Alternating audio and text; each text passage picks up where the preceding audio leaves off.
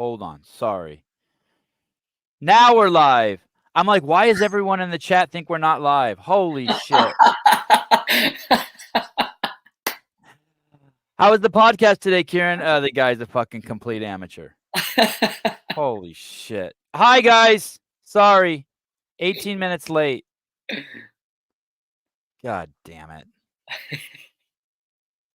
We've been talking for 5 minutes. Completely my fault. Nothing on Kieran. Kieran Reilly. A month ago, he won the silver medal in the Olympics. Here we go. Oh. Wait, now we're just warm. We just got the conversation warm, got flowing. Good thing I'm old and nothing bothers me anymore. Okay. I know 18 burpees. I got to do a 100 burpee penalty for that. Yesterday, I sat in front of a TV for 2 hours in the evening. Thank you, Kieran, for being so patient. And my kids are like, why are you watching so much BMX? And my 9-year-old came over and he's like, oh my God, there he is. I'm like, what do you mean? He's like, that's the guy I watched. When I wasn't watching skateboarding, I watched BMX. That's the guy. Is he coming on the show? I said, he sure is. Sorry, I'm having some computer issues this morning. I can't get up my big computer, so I don't have any of the clips of Kieran ready. Thank God my notes didn't get erased, but here we are. Okay, we'll start over. Pretend like I haven't said anything. All right, we're in. Where are you? I just finished riding and I'm sat in the living room. In the UK? In the UK, so based in Corby, small town that no one's gonna know. I am like about an hour outside of London. Okay, and how far is that from your hometown of Gateshead? Gateshead, like 4 hours. So I'm from like the north of England, an hour away from the Scottish border. So I'm like right close to Scotland, very top. And then now, like I say, I'm like an hour from London, so southish. And how long ago was it that you won the silver medal? Month? Maybe not even, like the 31st of July. And you're already back at it, training? Yeah, we've got European Championships in like 2 weeks. So holy shit. Wasn't lucky enough to get like a big off season. Had like 2 weeks after the games, and then had to ramp it back up because there's other guys, on the British team who didn't go to the games, so they've been training all the way through. So it's like can't take a month off and let those guys excel. You know what I mean? So yeah, straight back to it. If you took off a month, would your skills start to erode? 100%. Just the consistency, like it would be like the consistency. I feel like the fast twitch kind of side of it. You know what I mean? Like you start to feel slower and like sluggish on the bike. So like like 2 weeks, and for me as well, like that was more after 2 weeks. I was like itching to get back on the bike. So yeah, it was nice. How old are you? 23. And you've been riding for 14 years? 14, yeah, 8 or 9 years old. What's the longest you've taken off between when you got your first bike and? I feel like even through like injuries, I think not smart or like would never promote it, but I feel like I've always rushed back. Actually, probably the longest I took off was COVID, because we were told from British Cycling like we can't ride at all because it's not a good look for cycling in general. If one of us ends up in hospital, with the way hospitals were during COVID, it was crazy. So I think during COVID I had like probably like 6 months off at one point, which was like holy shit. Strange. Would you just get on your bike in the kitchen and stand on it and bounce on it, or do wheelies? I was like, I feel like it might not have been a straight 6 months, but like every month or something, I would like go to an outdoor skate park, just roll around, like just to do something, you know what I mean? Super like low risk, but it was the strangest feeling as well. Like if you look back to then, like I was saying, I wasn't training outside of riding, so it was like the only thing that I would do day in day out was gone. It was like, this is rough. I was living with my girlfriend and her parents at the time, so we were like confined to a bedroom, so I didn't have a home gym. We're going out like on a walk to break the day. It was rough. Hey, if that happens again, come out to Santa Cruz. You can stay with me. We got like 10 skate parks. We don't listen to any of that shit. Oh man, you could ride the whole time. So many reasons to get back over to America at the minute, honestly. Hey, did they do any dumb shit like they did here in Los Angeles? They filled some of the skate parks up with sand. to try to stop kids from it? They did that. Yeah, they did it sand, and then I'm pretty sure some of them they did water, so block the drains, fill them with water. Well, what would you do? I saw in some videos, which I can't pull up, unfortunately, that it would sometimes you would even go. There's some old videos in your Instagram where you're riding at the skate park, even when the skate park's wet. And I guess you must have had to have done that a lot in the UK, huh? Oh yeah, English weather kind of. But that's the thing, like as well. If you look in America, the best outdoor skate parks, you guys have amazing facilities, like public facilities. You know what I mean? Like UK, our public facilities are pretty terrible because we have big indoor facilities that are a business, and Yeah. that's where the good skate parks are. Yeah, it's just like so inconsistent weather that it's almost not worth councils putting so much money into outdoor facilities. So they just don't. Your indoor facilities are amazing there. All the videos on your Instagram and all over YouTube, it's crazy how nice those indoor facilities are. Yeah, I think we've got like so the reason I moved to Corby where I'm living now, biggest skate park in Europe, and like saying Corby to you, you know what I mean? You'd never have an idea, but like if I said Corby to a BMX rider from Brazil, they'd be like, Corby, no way. Like this small town is known so much just for that skate park. So it's kind of like we have this skate park in California. I think we have 2 of them now. They're called Woodward. So it's kind of like Wood, that. yeah. So I was out at Woodward at the start of this year, but the one in State College, Pennsylvania. Oh, okay. Oh, I didn't even know there was one there. Yeah. So they got East and West.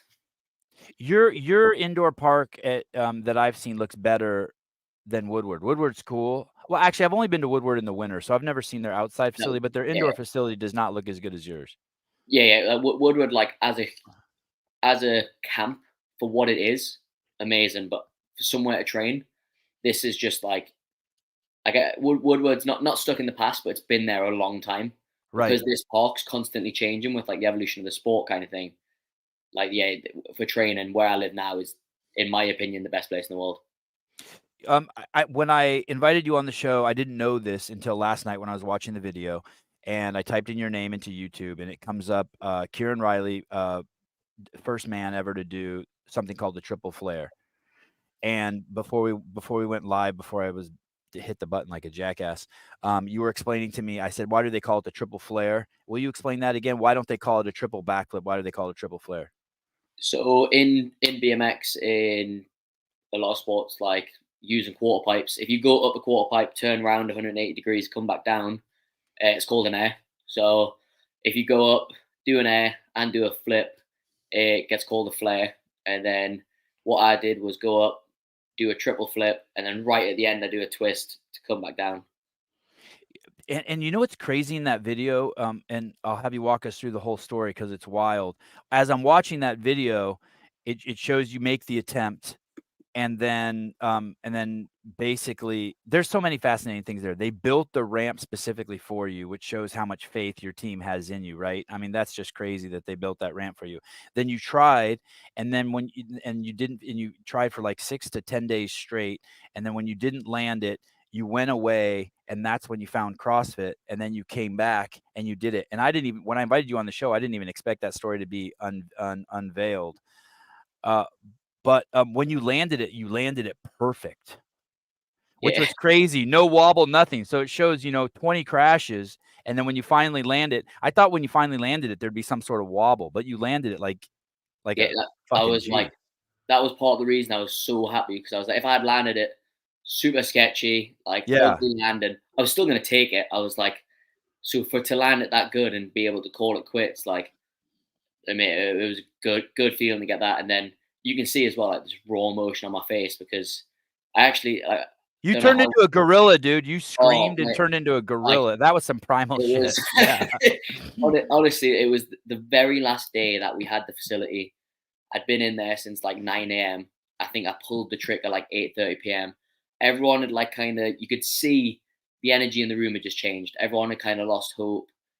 I was at the point where I was like, "Fuck, again, like I've just came here, I've put myself through all this, I'm not even gonna get it done." And then it was like I knew I only had a couple of attempts left in us, and I was like, I kind of got angry. I was like, I'm gonna give this attempt 110%. Either I'm gonna land it because I felt like in the attempts before, like I was committed to a 95% mark where the crash wasn't going to be gnarly because I was almost expecting it. But I was hoping to get lucky enough that I would just catch wheels. And so I was like, well, this one I'm just going to commit 110%, and if I don't land it, I'm done. But at that point, I needed that like excuse almost to get out of it. So I was like, if I crash really bad, at least I don't have to get back on top of this roll and do it again. So and then that one where I committed fully was the one. Could you what you're saying makes complete sense in the abstract, but when you say commit fully, do you mean like the final flare or the speed or the grip on the handlebars? Like, because I'm guessing on the other side is like that 1% of doubt where you're also trying to make sure that when you crash, like you said, Yeah, you don't get hurt. What is that it's like final? everything together. So like when I was training the trick, I was gritting my teeth, gripping the ball as tight as I could, and pedaling as hard as I could towards the ramp. And then when I would go to do it on the legit ramp, I could feel that I was just holding back a little bit, like. And then on that final attempt, I was like, I'm just gonna treat it like I did when I was training. I'm gonna grit my teeth and I'm gonna give it everything. But The the training like mean when you were landing in the foam pit in the in the beginning? foam pit, yeah. So doing that, like the confidence there is there to pull as hard as you can, like give everything. And the problem with that was when I would crash doing that in the foam pit, it would it would be like a way gnarlier the crash than if I just under rotated slightly. So it was committing to the fact of being like, right, I'm either going to land it or I'm going to over rotate, and that's going to be a lot worse than all these crashes. So, like, but that's what I needed to do. Hey, did you ever do it a second time? Nah, I got asked to do it for Italy's Got Talent TV show, and Uh-huh. they asked me like what it would take to do it, and I was like, I would need a healthy incentive to do that trick again. Right, right, right, It was right. like an ordeal. Honestly, like, and I've never ever had a mental block or fear or anything near what it was when I was doing that. You won the silver medal this year. I want to go back to the triple flare. I want you to walk us through the whole story. But in an interview you did, you said that you went into you get 2 attempts, right? It's basically Yeah, like yeah. you get a dance. You get how long do you get? 2 So minutes or it's something? a 60-second run on a Uh-huh. course Mhm. that, like, I guess the best way to describe it would be like you choreograph, you plan the run and all the tricks, and it's judged on a big criteria: originality, execution of tricks, difficulty of tricks, originality, use of the course, how well you land. Like, there's a massive criteria, and it's like an overall impression. And does Colby build a replica of it before you go? So countries at the last Olympics of Tokyo 2020, a few countries built replicas because the course was released early. This time, the course was only released a month before the games in order to kind of like to try and deter people from building the course, because that's a quick turnaround. And we were one of the countries that still managed to get one done. So there's a couple of countries that got a course. So we just get a photo, no dimensions or anything like that. But the main reason you build a course is to figure out the timing, so you know where on the course you're going to go. Because in a practice with 12 people, it's really hard to figure that out. Right. So yeah, we were lucky enough to have a practice course. Actually, the Royal Air Force, we used a hangar at the Royal Air Force in England, and yeah, they built a replica course. So they announce it and you have 1 month, and so you have to leave probably to the Olympics 1 week before, and then it takes 1 week to build it. So I'm guessing you Yeah, had, like, 2 weeks in the middle there? yeah. So we had like about, I think, around 10 days on it. They had like 30 people round the clock building. Like it wasn't even. We have some courses that are pretty like simple, like less ramps and stuff like that. This was like a jam packed course, so it was like a big job to get it done. And then yeah, we were lucky enough to get like 10 days. What city was that in? Shawbury, it's called, a small town like 2 hours from here, where they've got a massive airbase. And so you started you went there and spent 10 days. Do you choreograph the whole thing yourself? Yeah, so like we've got coaches. We've got a coach that's very new to BMX still, and it's basically like our coach is super important at events. So we'll plan a run and he'll help out with that. You know what I mean? It's kind of like good to have someone from the outside looking in, because you might think a trick or a line that you're doing around the course looks really good, and then having him watch it back and say, oh, maybe you should do this, maybe you should swap this trick and do that later in the run. And yeah, like that helps a lot, just to have someone like with competing experience. And when you put together your 60-second dance, your 60-second ride, are you thinking, hey, I'm putting this together to win the gold, or I'm putting this together to win the bronze, or I'm putting this together to be safe? Like, would you put it together? How do you put it together? For the Olympics, it's I'm putting this together to win gold for the So, Olympics. You know, so if you're you went like, to, go ahead. if you went to like a world championships, getting top 5 is a great result. You know, if you went to the games and you got 5th, amazing result. Like, Right. but then going to the Olympics, I feel like, as horrible as it sounds, like 4th is the same as 10th, because you didn't met you did you know you did you're still an Olympian. Like, it's the same title, and so going there, it's like you want a medal, but like I built a run that if I'd done the run, I would have won gold, and it was just small mistakes in that run that cost me the gold, you know. And still really proud to take home a medal. Like, but yeah, building that run was all about executing the run that would take the top spot. So maybe give me an example, but if there was like, if you knew there was like 10 seconds left and you could just do a simple trick, you'd be like, no, I have to actually, I know I'm going to be tired here, but it doesn't matter. I have to finish this with a. Yeah, that was exactly like, so at the games, in the last 2 tricks I did were, the second last trick was the biggest trick I did in the whole run, and that was a huge goal for me to finish with that trick, because it's a huge exclamation point on the run to be able to do it under fatigue. And then you'll see in the first run, I did a big trick and then finished with a front flip after it. And then in the second run, I did the big trick and didn't land very well. So unfortunately missed that front flip, which could have been the difference between gold and silver. Oh, damn. Yeah, so How close were the points? How close were you to gold? I'm not exactly sure, but I think it was like, I think it might have been less than a point. I think it was close, yeah. Do you know So the guy who won? yeah, Argentinian guy, Jose. So he doesn't speak like loads of English, but I still want to congratulate him. He's like super nice guy, and I mean, he was I think he might have ended up being one of like 3 medalists from Argentina, the whole Olympics. Wow. Was there someone who was supposed to win? Yeah, there was favorites. So like, you can bet on the Olympics, so you could see the favorites. I mean, Logan Martin won in Tokyo. He was one of the favorites. Anthony John, the French guy who got bronze, has won every event this year up until the games. So he won both Olympic qualifying events. He won the one World Cup we had this year in Japan, and then he won a few smaller events. So like he was winning everything this year, and he was home turf. They obviously had a course to train on. Like, he was the favorite going in. Does he have does he have a unique trick? Everyone's got, yeah, like not like, he has a unique way of getting around the course. Him, like, people have unique, like, their own like tricks they're known for, but Anthony, he's more actually known for just the way he rides a course. He's really good at keeping his speed. He's really good at finding lines that suit him well. I'd say that's like his strength. And did you do anything there that you were like, ooh, I don't know if I should be like a trick that was like, hey, I'm really pushing my limits with this one? The 720 dub whip, the second last trick, like both times going up to it, my legs were on fire. But like you can't catch. It feels like you've done a minute max cal on the assault bike. Wow. And then right at that 50-second mark, I'm going to do the biggest trick of the run, and I'm just thinking like, I can feel my hands almost like opening up on the grips, because my grips going like, and it was just like, I've got to do it, because if I don't do it, I'm gonna kick myself way more than if I try and crash.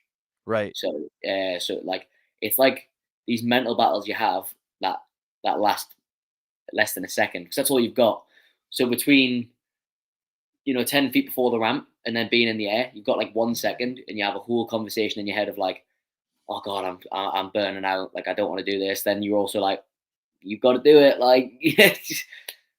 So that shit creeps up on you fast. You drop. They say go. You have 60 seconds, and you feel great. And within 30 seconds, shit's already falling Oh apart. But you have to keep it together. yeah, like it's the closest feeling I could describe it is a minute on the assault bike, like go because it just like on the assault bike where it doesn't hit you like slowly.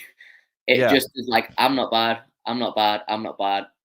Oh my god, the lactate is everywhere. Like because we use our whole body, you know what I mean? Like we're gripping the handlebars tight, where quads, calves, like your legs are doing so much like what we call pumping to gain speed and pedaling, and then you're throwing the bike round, so you're using your upper body. Like you don't breathe when you do tricks because you end up as you take off, you hold your breath, and so yeah, like it all of a sudden hits you for those last like 15 seconds.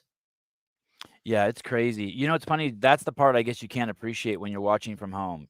The fitness part, right? Yeah, Because everyone's just watching you do the jumps, but it's like, hey, dude, I have to actually get the speed. so many people have have like said like I'll be talking about how hard it is, and they're like, "Oh, how long is it?" And I'm like, "A minute," and they're like, "Oh, it's only a minute." Like, what do you mean? I'm like, go on a piece of cardio kit for me and do minute max cals. So that's how it feels. Yeah, that's crazy. Hey, anyone else you know in the space who does CrossFit? So when I started doing CrossFit and started having a correlation with good results, I started seeing riders start to pick it up. So there's a couple of people who are like training in a CrossFit gym, but not do the CrossFit modality. You know what I mean? Like I literally train CrossFit to a T. You know what I mean? Like they might be in the gym using the ergs, whereas like I do all the skills, gymnastic. Like I enjoy that side of it. But yeah, there's definitely a couple who have picked it up.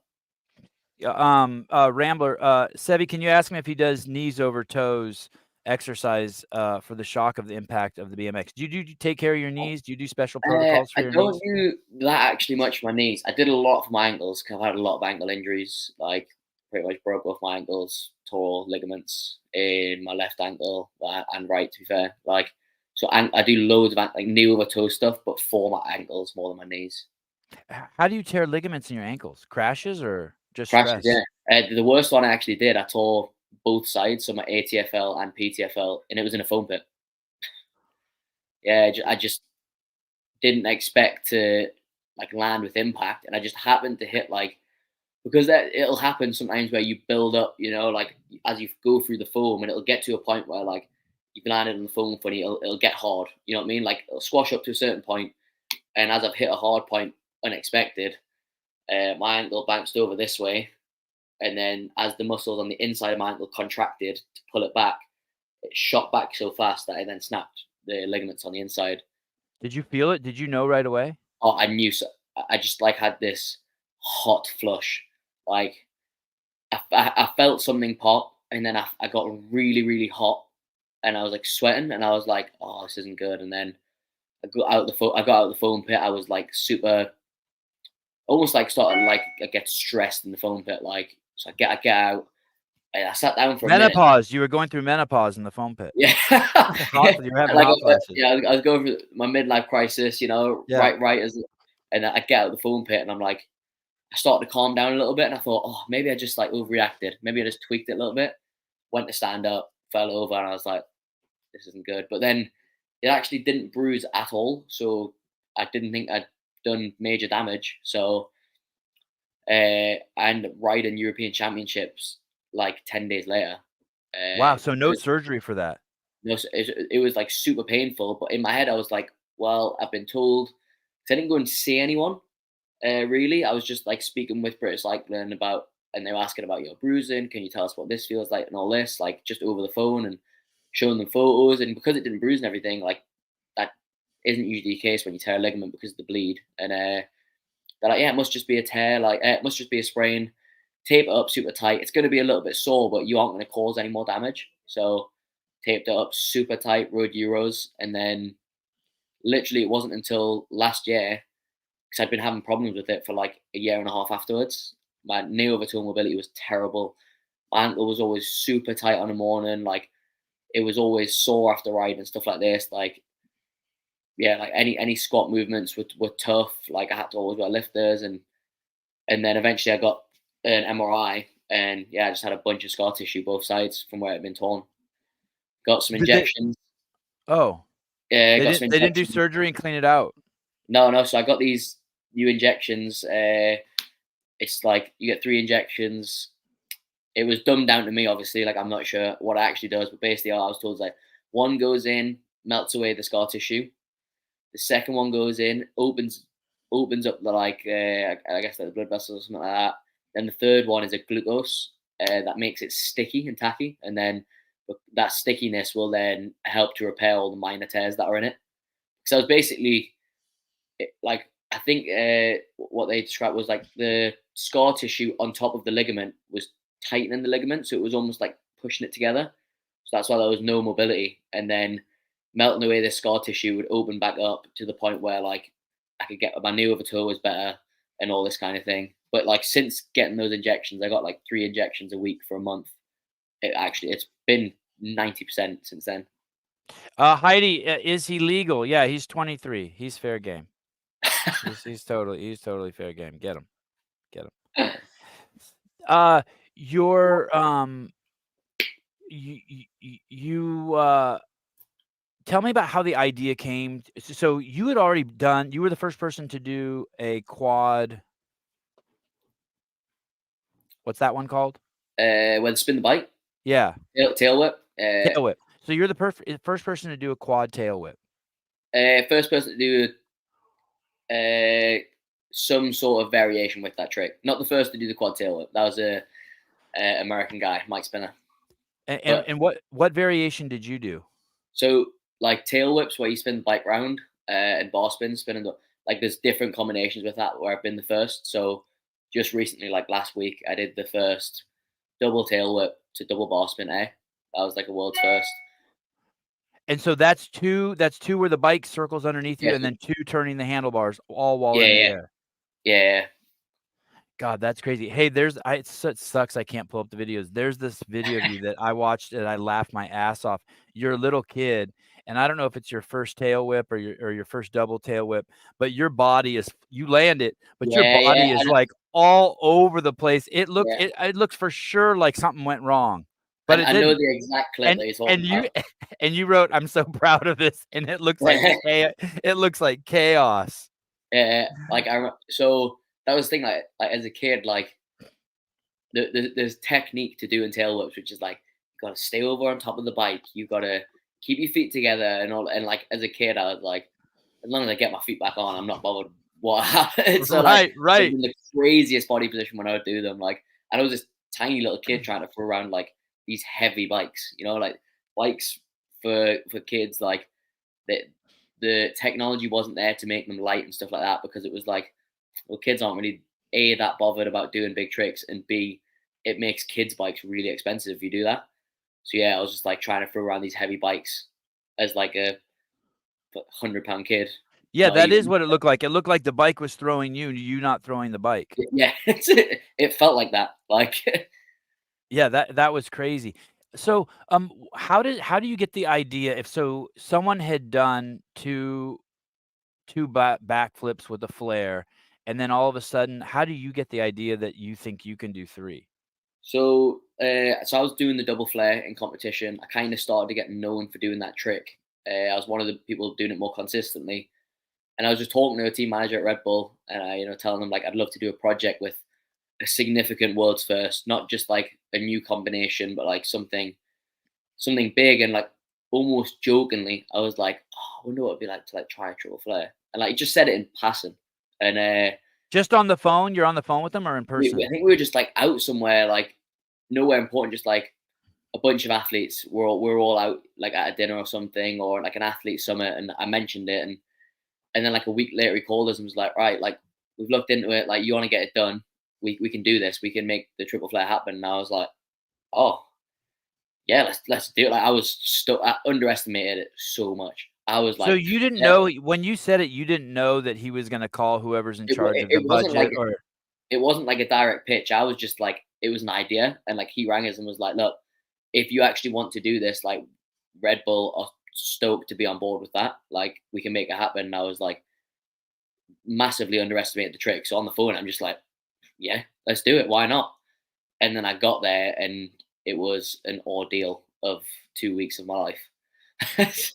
And what are the major challenges? Is it speed or I think the it was ability like to rotate, or what's the biggest challenge? it was the lack of like being when you're rotating that fast, the margins to land and get and stay on 2 wheels is so small. Like, so So like, if you like, you mean like each extra flip you do, there's the margins close of how, yeah, because yeah, I you feel like lose control of the speed, whether you're going too fast or too slow? yeah, like it's and as well because that trick, like I'm trying to go as high as I can, but then like the way it worked was it was almost like the faster you went, then you would miss this like call it like G and out where you use the ramp to get a good flip. And so like I was flipping so fast that a lot of the times I would land on 2 wheels, but the momentum would just throw you either way.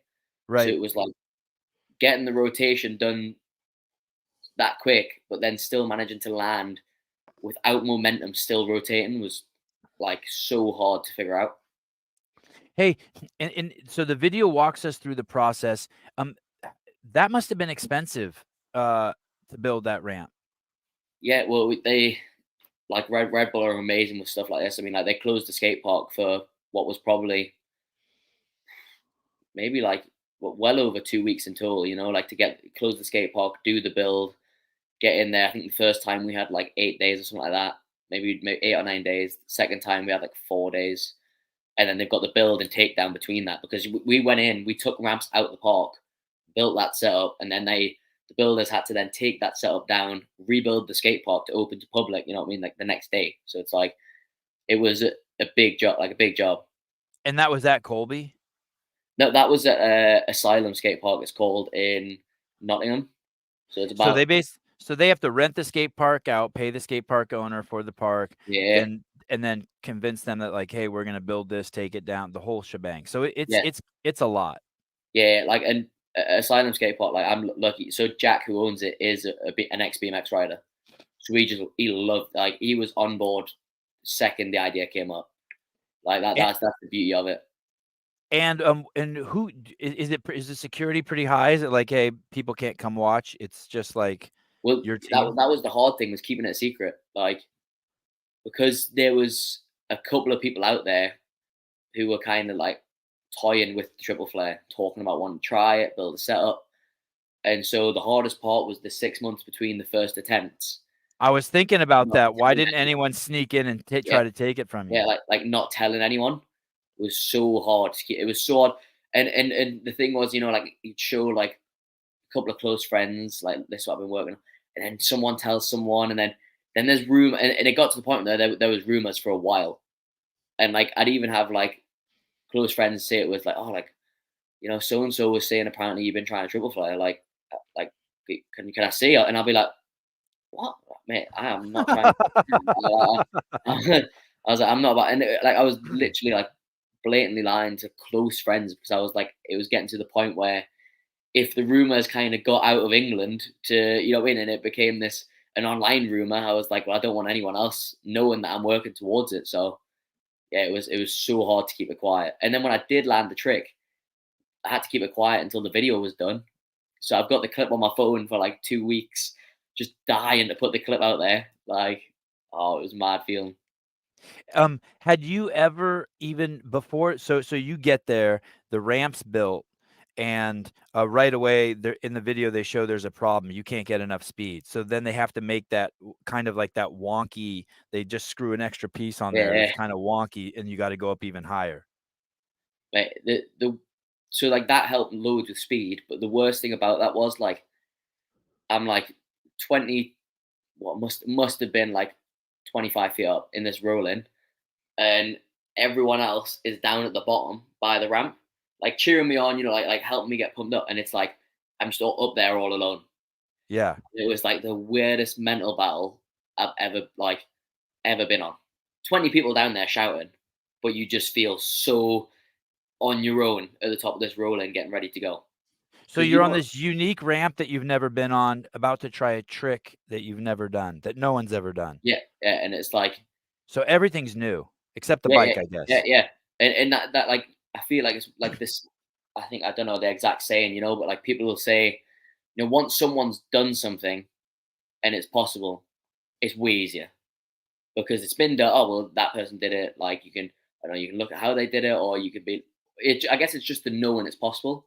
And Right. I remember after attempting it, like I started to genuinely think, like, is this is this possible? Like, I was like, because I was putting work in, and like we were saying earlier about the marginal gains of it. It was like I, I could get so close, and I started to think maybe there's a reason no one's done this before. Maybe you can get really close to it, and it is just this the last inches are the reason that's not possible.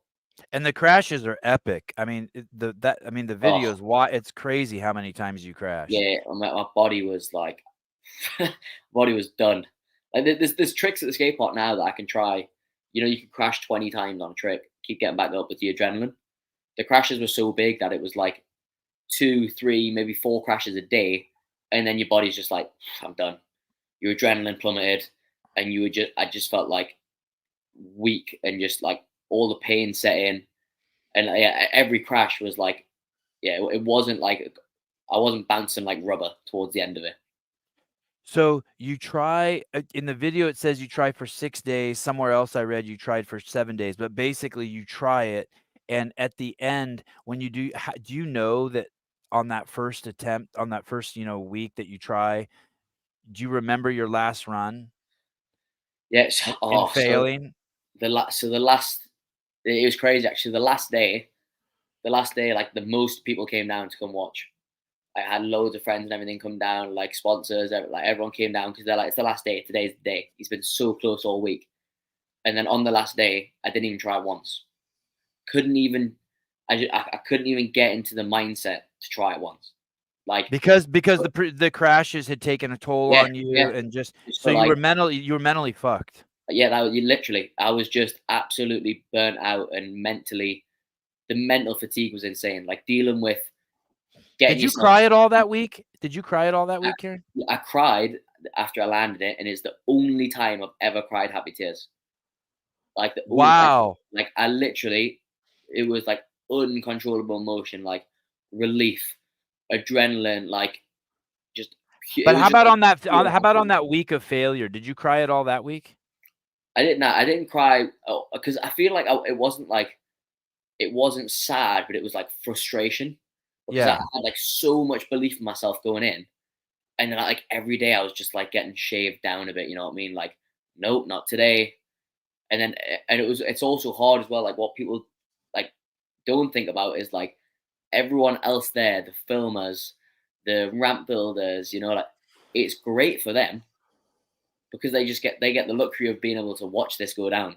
Right, So right. everyone's endorphins are high. Everyone's in like such a good mood. Every day we'll go out for dinner after like each day of trying the trick, and I get to dinner and I'm like depleted. Took loads Right. of crashes.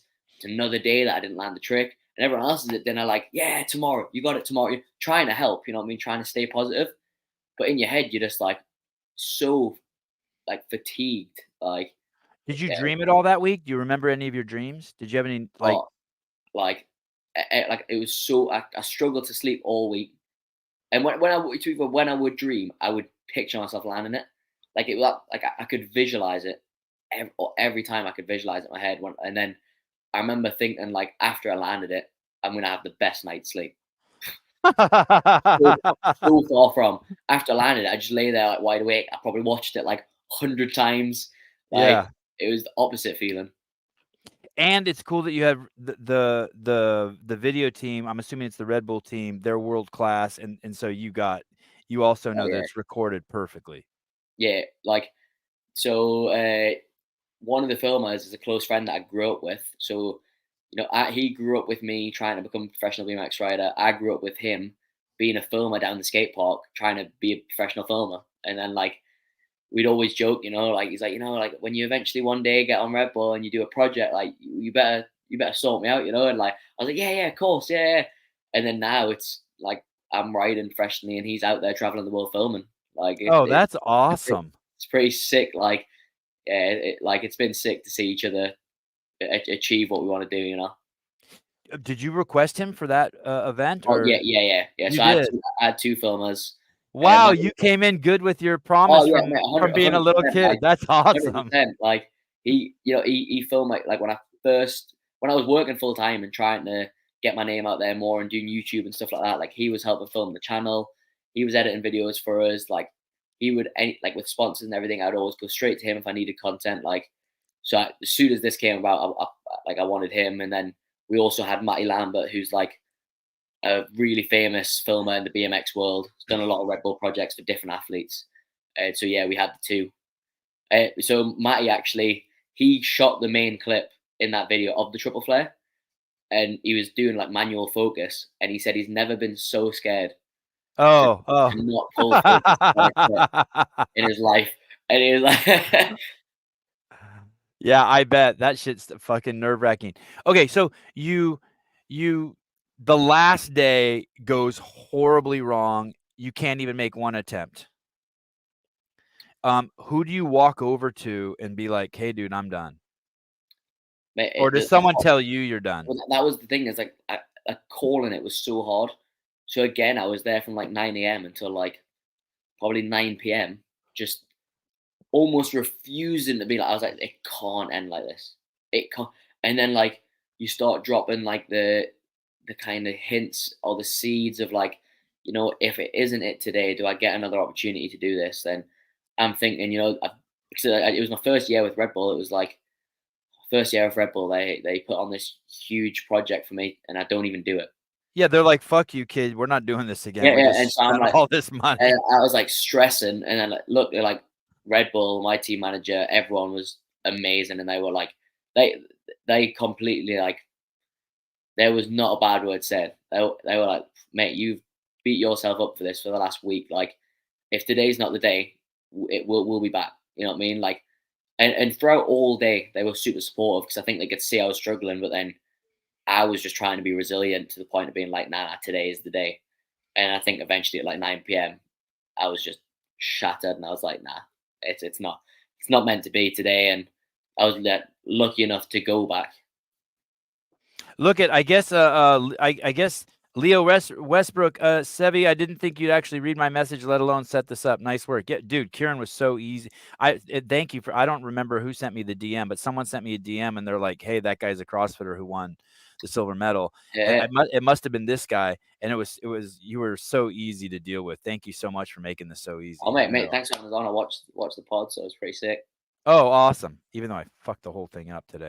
Hey, so okay, so you go home that night, Kieran, and you call your mom or your dad, or do they Oh, tell you actually? Do I they literally tell you that they're going to try again in 6 months, or is it just kind of up in the air? Like, is it just like so it's a failure? it's like we're gonna try again. Like budgets will renew the next year, and like we'll do it once budget renews, whatever. And I had a busy competitive season, so it was like trying to figure it out. And then I kind of just had hopes that I'd be back for it, but like I did have like people, my manager and stuff at Red Bull saying, that they'll make it happen. And then like maybe a couple of months down the line, they hit me up. They're like, right, we want to go back for this. When do you want to do it? Like we can do it like next year. I was like first week in January. I was And, like, and, and you have to fit that. And how many competitions are you doing a year in general on average? so for I think like for us, it's like it depends, but I mean sometimes it can be upwards of like 15 to Okay, 20 events. so But you're competing once a month, and then you yeah, know yeah, that this trick, it takes a major toll on your body and your headspace, yeah. and it could very well injure you, so you're out. So you're trying to figure out a place to wedge this And as well, another week-long attempt at this thing. so 2022 as well. Like I wasn't like a part of the like British cycling Olympic squad. Like I wasn't. So I was like, I need to make sure I can compete this year, so I can attain points, so I can become part of British cycling, so I can try and work towards the Olympics because our qualifying system for the previous games had been a 2-year point system. So I assumed it was going to be the same. And so Yeah. I was like, I need to do this ASAP to make sure I'm healthy for these events. So as soon as I knew I was going to do it again, and they asked when, I was like, yeah, I'll do it the first week of January. I'll do it the Right when the budget renews, yeah, build that ramp yeah, like, back. get me. And it was a great idea at the time. And then it's like you turn up to a skate park in Mansfield in winter in England. It's like 0 degrees. You were in there freezing, like Oh, that. it was freezing in there when you actually landed Oh, it? it was like I'm pretty sure some days it was below 0. Like it was Wow. freezing in that. Like that. That's why like the first time you see I had a t-shirt on every attempt. Second time that hoodie or like sweater that I was wearing did not come off. Like Wow. it was so funny too. I had like a base layer on and then a sweater, and you can see at the end, like I think like they cut out the actual clip. I'm trying to take it off because like I'm instantly like overcome. I'm like so hot and like all this like the sweat and it's just all hitting us at once because I've just landed the trick, and I'm trying to take off the base layer and the sweater at the same time, and I'm so like sweaty and it's so tight I can't get it off. And then one of the lads come behind us, just rips them both off, both like from behind over my head, rips both my earrings out, like hoodie goes flying. So you get there and well, let me go back a second. So you have your week, you don't do it. Um, and obviously, if you don't even make an attempt on the last day, on the last 12-hour day, it's just fucking crazy. There's all these people involved, the ramp builders, the filmers, your manager. It's already leaked that you're trying to break the world record. Then you have the pressure of like, oh shit, what if someone sneaks in and does it before I do it? And then tell me the part, whose idea is it that you should change up your training and your diet? Because you say in one of the interviews I watch, you're like, yeah, I decided I would start getting some marginal gains by changing my diet and training, and that's when the video shows you go into a CrossFit gym. So it was like a talk of between all of us pretty much that whole week, like the word was marginal gain and stuff like this. And the owner of the BMX brand I ride for, he actually is a BMX rider for Red Bull as well. So he was there, and we were talking about this marginal gain thing, and we were talking about the gym and the fact I wasn't going to the gym. I always had this denial of I'll ride an extra hour. That's the same, and it obviously it's Right. not. And I had gotten into watching CrossFit through a friend, another, I guess now ex BMX rider who was just training CrossFit for fun, and I got into watching it, and I was like, as soon as I went home, pretty much after that first time, that first week of failing it, I was like straight on Google, like CrossFit Gym Colby, and the first place that came up is the gym I still train at now, and like yeah, like I knew that that was the biggest thing that I was overlooking by that was what was separating me from the guys at the top, and what I could have been able to do. And like I was saying to you just before we came on air, like the instant change in body composition from just 6 months of training, Yeah. because my body just wasn't used to it at all, and like how much better I felt on the bike. I went into it as well, like because I always have little things that I'll tell myself to give myself confidence. So like I went into it the second time and I was like, I'm like a couple of kilos lighter. I'm going to spin faster.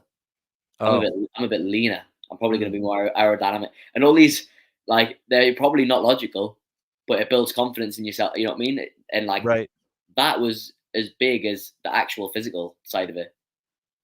Yeah, was it all foreign to you when you went in there? Did you have to do an on-ramp class, and did they have to teach you all the movements, or Oh, did it you? was so foreign. Like I hopped like, and as well, like the first few classes I'd done at the gym, like I could, so we've got Randy on Friday, and my score was in on the app. Randy's the snatch one? 75 Like, snatches. I yeah. think that was like my second or third session in the gym, and I've still Wow. got the score logged, like 2021. And I was like, oh my god. So like this Friday will be the first time I've done it since like my third session at the gym. Oh, And I wow. remember like the first session I went in, I think I did a team WOD on a Saturday, and I went in and I got put with like a few lads, and I remember like I think we started like on the ski erg, and I was like, oh, how'd you do this? Like, what'd you do on the ski erg? Like I had no clue. Like so, it was so foreign. Hey, what about the humility factor? Here you are, you're one of the best athletes in the world, you have fucking balls of steel, and you go into this gym, and there's, like, a 52-year-old lady who's fucking putting it to you. Just smoking you. Yeah. Yeah, Like was that weird? it it was weird, but it was so good. Like I think that was so good for like the work ethic side of it in the gym, because it meant I was like, oh, I really need to put some work in this. You know what I mean? It was like if you walked in, it was easy. You wouldn't see it the same. And so when I walked in, and like you're saying, like you're just getting absolutely smoked by like everyday gym goers, it's like, right, I'm lacking. And you were 21 years old, so like you said, your body was right. Like within 2 weeks, you looked in, you walked by the mirror, Yeah, and you're like, "What the fuck's going on here?" yeah. I just had like newbie gains. Like that's if I know that's like the word for it. Like Yeah. the change was so quick. Like Um. it was Yeah. wild. What I noticed in the video, like I was saying before, was your head. Like your head looked like it got a little thicker, and your jaw got square so quick. Yeah. It was kind of crazy. You started like you were having like obviously some sort of like I don't know testosterone response to it. Yeah, I feel like the lean, like definitely leaning out a bit. Like my facial features became way more prominent, and then like there's literally like a running joke in the like BMX community, me and all my friends, everything about like the fact that I just got a fat neck. Like I'm sure it must be because of the way I ride. I do a lot of rotations and stuff like this, and it's Yeah. like, yeah. So, but like, You I do thought, have a thick neck. Your neck's almost thicker than your head. You do have a yeah, thick neck. I didn't notice that. Yeah. it's not far off to be fair. Yeah. It must like it's crazy though because I've been to like events and stuff like that, like through like being with like Adidas, say, and then I've met like an Adidas boxer, and the boxer's like, "Oh, what do you do for your neck?" Because like that's a big thing in boxing, having a strong neck, Yeah. you know. But Yeah. and I'm like, mate, you wouldn't believe I don't do anything. It's just from riding BMX and spinning all the time, and like when you land, we call it like if you land hard, you get like fish head where your head will bob down. So it's just all this like rotation you're doing with your head. Yeah. Any concerns when you went in there? Was anyone like, "Hey, dude, you shouldn't do that. You should be doing like Pilates or just like static holds," or was there any concern Yeah, that like just the straight intent? away. Yeah, you It right was away. like it was like the typical you're gonna get injured. Oh, you shouldn't be doing CrossFit. Like so injury prone, so injury prone doing that stuff. Like the swinging on the bar and all that. Like straight away. Even like like there was even like skepticism from some people at like British Cycling, the organization. Not me, because it's like, Right. oh, like we don't know if that's like, you should just get on a watt bike, and it's like that, like the typical training for cycling. Right. And so there was definitely like people were skeptical at first because of I guess like the what would you say the reputation that CrossFit has from people who don't do it. You know what I Right. mean? And like, Right. but because I like fell in love with it straight away, I enjoyed it so much. I was like, nah, this is sick. I used to give my mate like shit for the butterfly pull-ups, and he used to Yeah. always say to me, he was like, wait until you try them. And he's like, tell me how done though after you can link 10 together. Yeah. And I was like, and then I started doing it. And I'm like, this is sick. Hey, are you humble enough? I mean, I know it's hard at 23, but like I'm sure you're like, fuck, I wonder how much I can deadlift, or hey, I wonder how much I can snatch. Do you know that do you mitigate your risks knowing do you know why you're doing CrossFit, Yeah, or do you yeah, yeah, sometimes yeah, forget? Like, do you have to tell yourself, okay, look, I'm not trying to become a professional CrossFitter, because obviously you're an overachiever and it's probably really hard for you not to do anything yeah, at 100%. Are you able to be like, okay, I don't need to, like Tyson Bagent, the quarterback from the Chicago yeah. Bears, he said he did 1,000 burpee. No, he said he did a mile burpee broad jumps. I'm like, no, Tyson, don't. But he's like, no, I had to do it. I'm like, are you Yeah. fucking nuts, dude?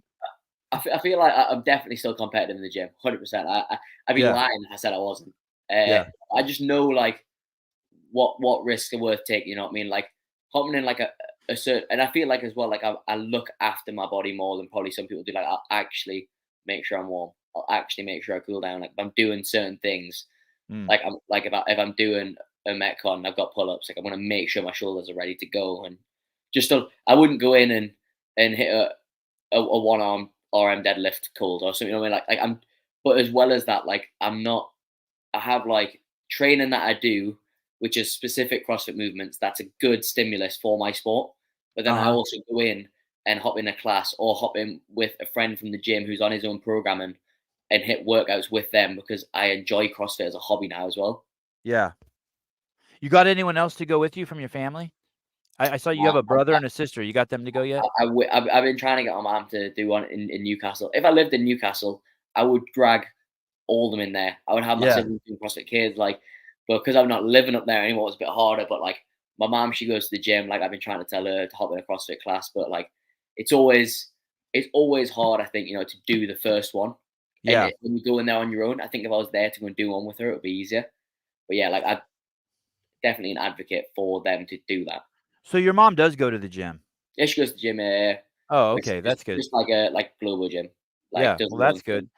That's good. As long as you're getting in the gym, shit, that's awesome. Yeah, What sick. so she was a good role model. You're the oldest brother? Oldest, yeah. Oldest kid. Okay, so Not you oldest do kid, oldest brother. So I've got an older sister who's 5 years older Oh, than me as well. oh, Yeah, okay. So there's 4 of you. 4 of us. Okay, so you do so how quickly after your last day of attempting, the triple flare do you before you go to the gym? Uh, I actually think I might have been in the gym the day after.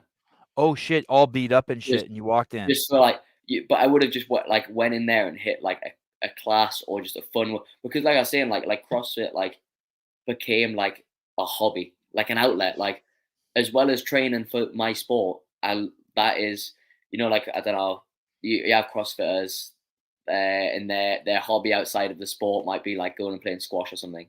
Right, And for me, it was like outside of BMX, my hobby is going and doing CrossFit. Like right. I was probably in there just doing some random sweaty metcon just to enjoy doing that.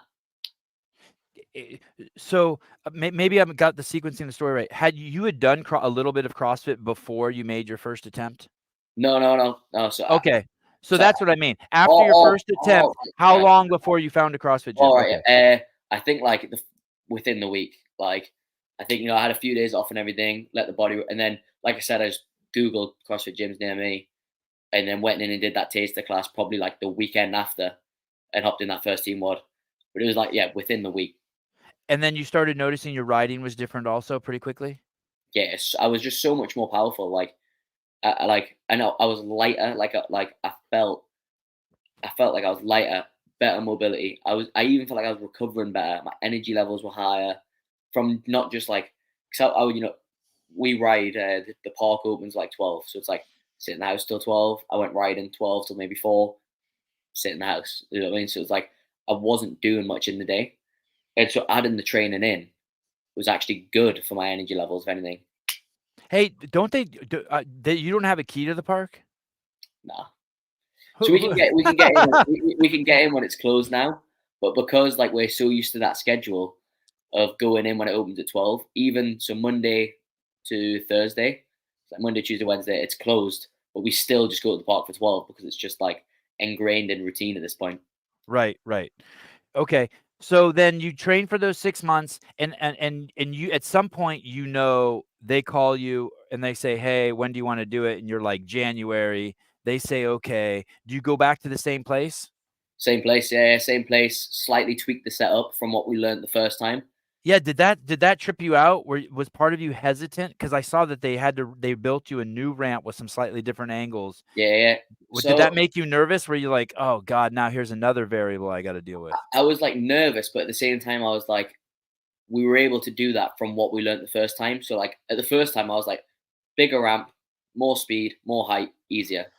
And then that actually wasn't the case. Like I needed a smaller ramp that was steeper, so going up the ramp wasn't taking as much of my speed, and all those small changes we made. It took a minute to get used to, and I was like kind of hesitant at first as to whether I'd made the right decisions. But then if you watch the video, you'll see like so we rode this ramp the first 2 days. Now on the third day, we broke for lunch, and I genuinely think it was because I was getting tired. I was like, oh, could we just add like I think I added maybe half a foot or a foot to the ramp to the takeoff. It's like, can we just add a foot? And I think it was genuine just fatigue through the day that I was pulling a bit less, so I was spinning a bit slower. So I needed a bit more height. And like adding that extra foot is probably what made the difference. Wow. Let me ask you this. You finish the first attempt on fit. You show up to the first attempt believing you can do it. You leave with failure. When you show up the second time 6 months later to set the world record on this jump to be the first person to do it, do you think what's your mindset? Is it like I'm a failure, or is it like are you able to get back into the mindset of like, hey, I can fucking do this? I think the first time I went in because I underestimated it so much. The second Yeah. time I kind of went in like almost like complete different person. I was like, right, I learned the first time a lot. I changed a lot since then. Okay. I was Okay. like, this is it. I kind of went into it as like, this is Kieran V2. Okay. like different mindset. Like You rebuilt yourself and you rebuilt the ramp. yeah, yeah, it was complete. It was like, right, I'm using everything I've learned this first time trying it to make it happen this time. I know it was nice because like I know what I'm getting myself into. First time was going in blind. So the second time I was like, right, I know this is going to be tough mentally, physically, but now I know that it's like, all right, that takes a little bit off the edge. You know what I mean?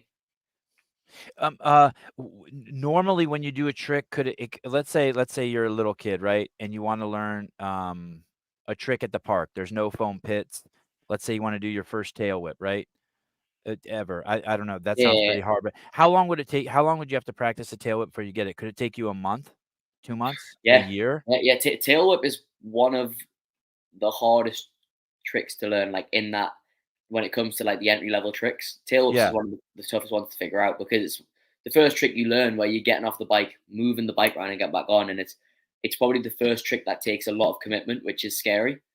And so it could, some people it could take them a week, could take you a month, could take you 2 months if you're struggling to figure out or commit to the trick. And like, but it literally depends because I see some kids pick things up so quick because as a kid you've got way less fear. right. So like I was saying earlier about body position could be completely wrong for the trick, but if you're committed enough, you're gonna get yourself back on that bike. No matter like that's what I was like as a kid. It was like my technique was terrible, but I was just so committed to getting back on the bike that it worked somehow. And Yeah. you have kids like that, you know what I mean? And so with that lack of fear as a kid, you pick things up quick. Okay, so you try for 6 days. It's not that's also not foreign to you. You've had a life of doing hard tricks, so there's things you've practiced for months before you get them. Yeah, yeah. So, so you get back there, and day 1, you ride the ramp, and how many actual attempts do you make? I think I was like averaging like 4 or 5 attempts a day. Look at it was like I would land and the crash would be heavy, but my adrenaline would be so high, I would literally sprint back to the top of the roll in. Oh, yeah, I would see you do that crash and then run with your I would bike. I was run. like, I'd be like, my adrenaline's so high, I need to get back up there and get back in as quick as I can because once the adrenaline plummeted, I then had to go through this whole mental process again of getting ready to go. So like, yeah, I would run back up as quick as I could and use that like the butterflies that I had. And it was once that went after like 4 or 5 attempts. Some days you could pull it back, you have a break, you can get back into that mindset again. And other days it was like your battery was gone. Your body was like, no, we're done for the day. And you just couldn't get back there. dude, that's another thing I don't think the viewers understand at all. Like, I can't really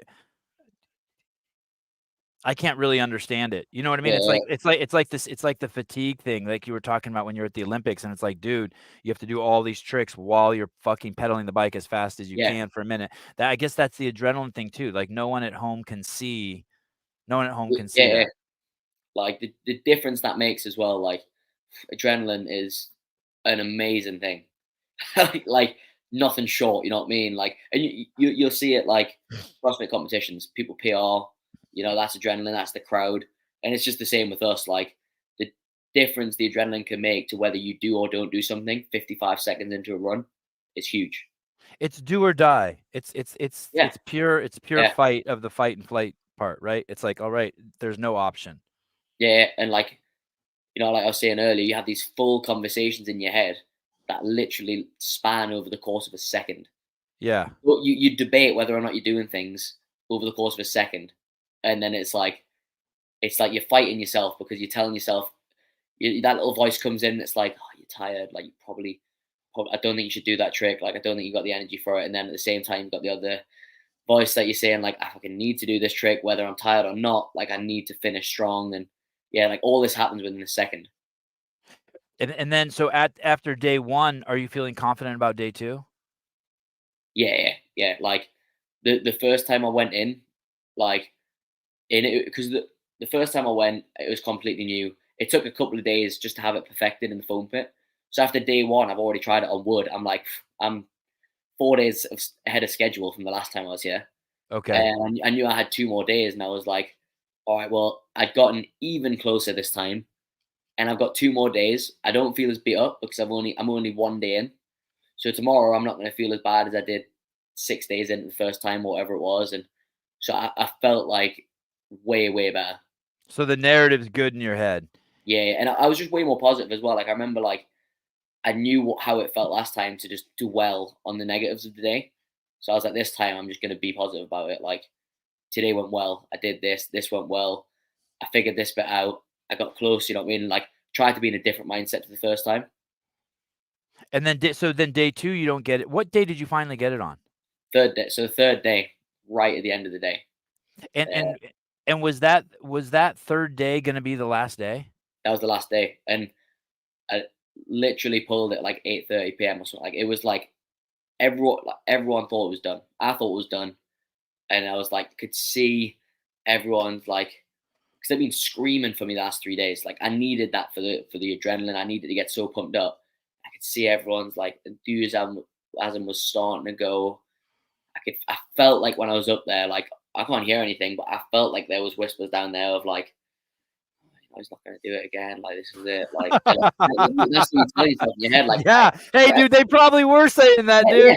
They probably were saying that. I'm up on this massive roller and just looking down, can't hear anything they're saying other than when they shout.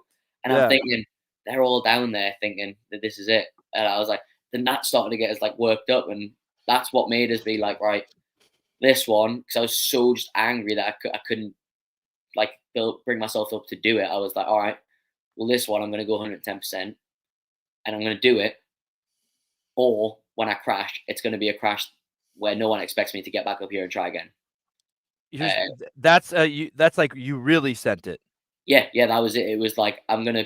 When they say send it, you actually sent it. Oh, I sent it. That's why I roared like that at the end, because I was like, it was going very, very well or very, very badly. Did anyone tell you afterwards, "Hey, dude, I fucking owe you an apology. I was down here thinking, fuck." Oh You're yeah, done. everyone said like, we thought you were done. Like, can't believe you managed to get yourself back in that mindset. And then like, I just remember like everyone.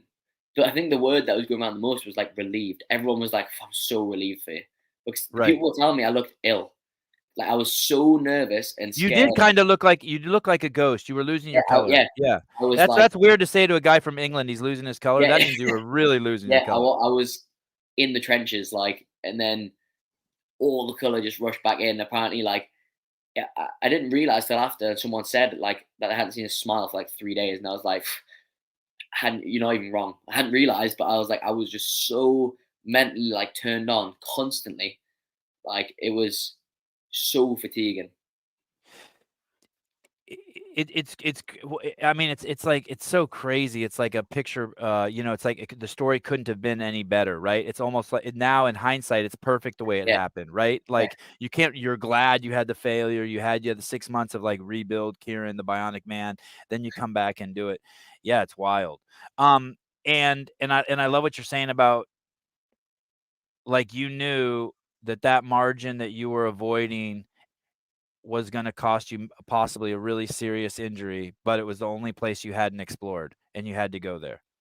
yeah. Like it's because of that I found CrossFit. So it's like, and because of CrossFit, that I did my best year competing, and then my best year competing, I got British cycling. The following year, I won 3 continental championships. Like it was all like, it's crazy the butterfly effect of that trick. Crazy.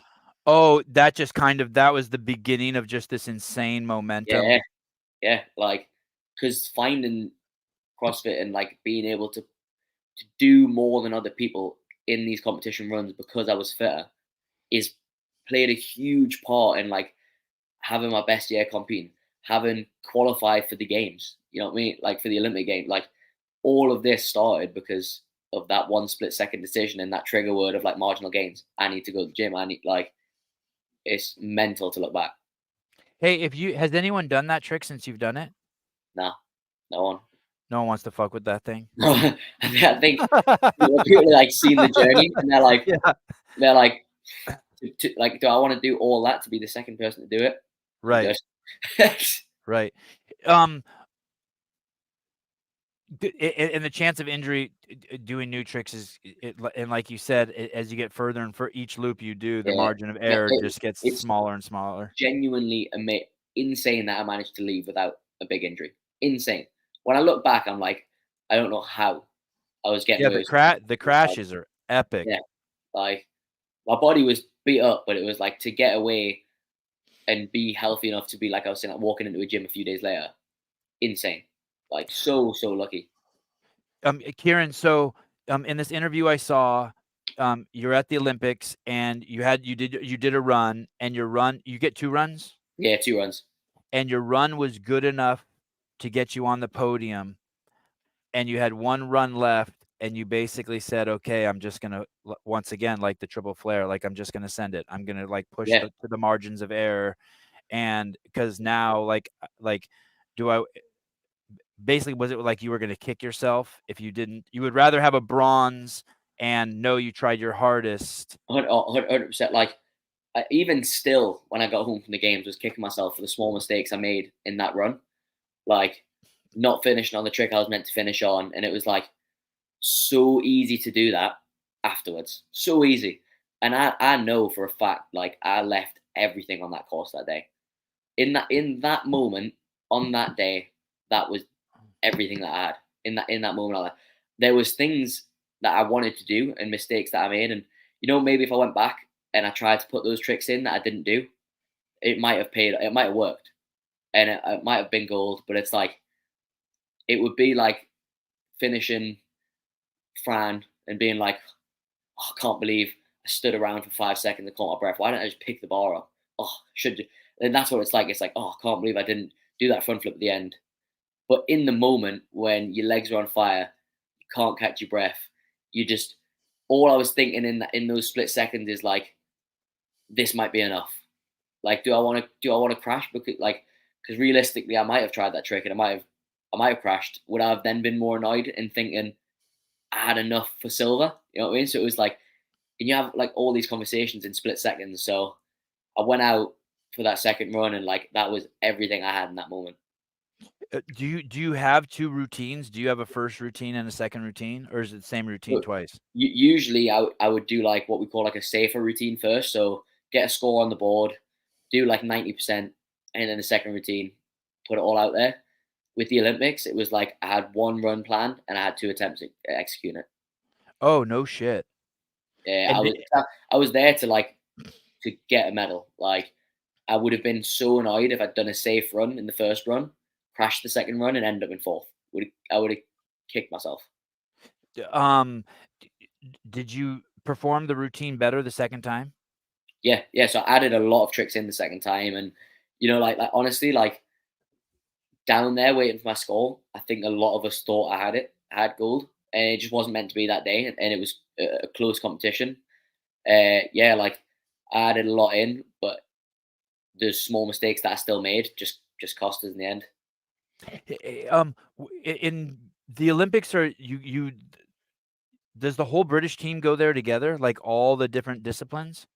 Like you guys Yeah, jump on one giant plane and go, or? yeah. So we like all the disciplines, competing at a similar time. So like when we got the train out there to France, and like we're on the train with people from all different cycling disciplines. You got any other sports that compete, boxers, you know what I mean? Any sports that competing at a similar time. So yeah, like when you travel out there, it's like hundreds of people who's all in Team Jamaica. It's quite a mad experience. And then you get there, and then you just is it I picture it like, do they just take you into this place that's just cordoned off, and it's just dormitories galore, and they're like, Yeah, "Hey, yeah. you're So you're like number 652," and you go in there? you go into the village, you get like an apartment each. You meant usually, so I was meant to share with I think a swimmer or a diver or something like this, and then I ended up having the room to myself, which was like a score. That doesn't really happen in the Olympic Village, so I had a room to myself the whole time I was at the games, which was sick. What happened to the dude? Did he bail out? I don't know if he like maybe a room came up with someone in his team in his sport or something, but yeah, I got there like there was a name on the bed next to me, and no one ever turned up. And how long were you in the Olympic Village? So we were there, I think, 8 days. Okay, so and how many days do you compete? 2 days back Oh, to back. So we oh, had like that's we meant to have like 3 days of practice, or maybe I think maybe even 4 days of practice. 2 days got rained out, and so they doubled the practice time on the last 2 days. And then obviously you get out there a little bit early, get settled in, like you want to be fully recovered and stuff like that.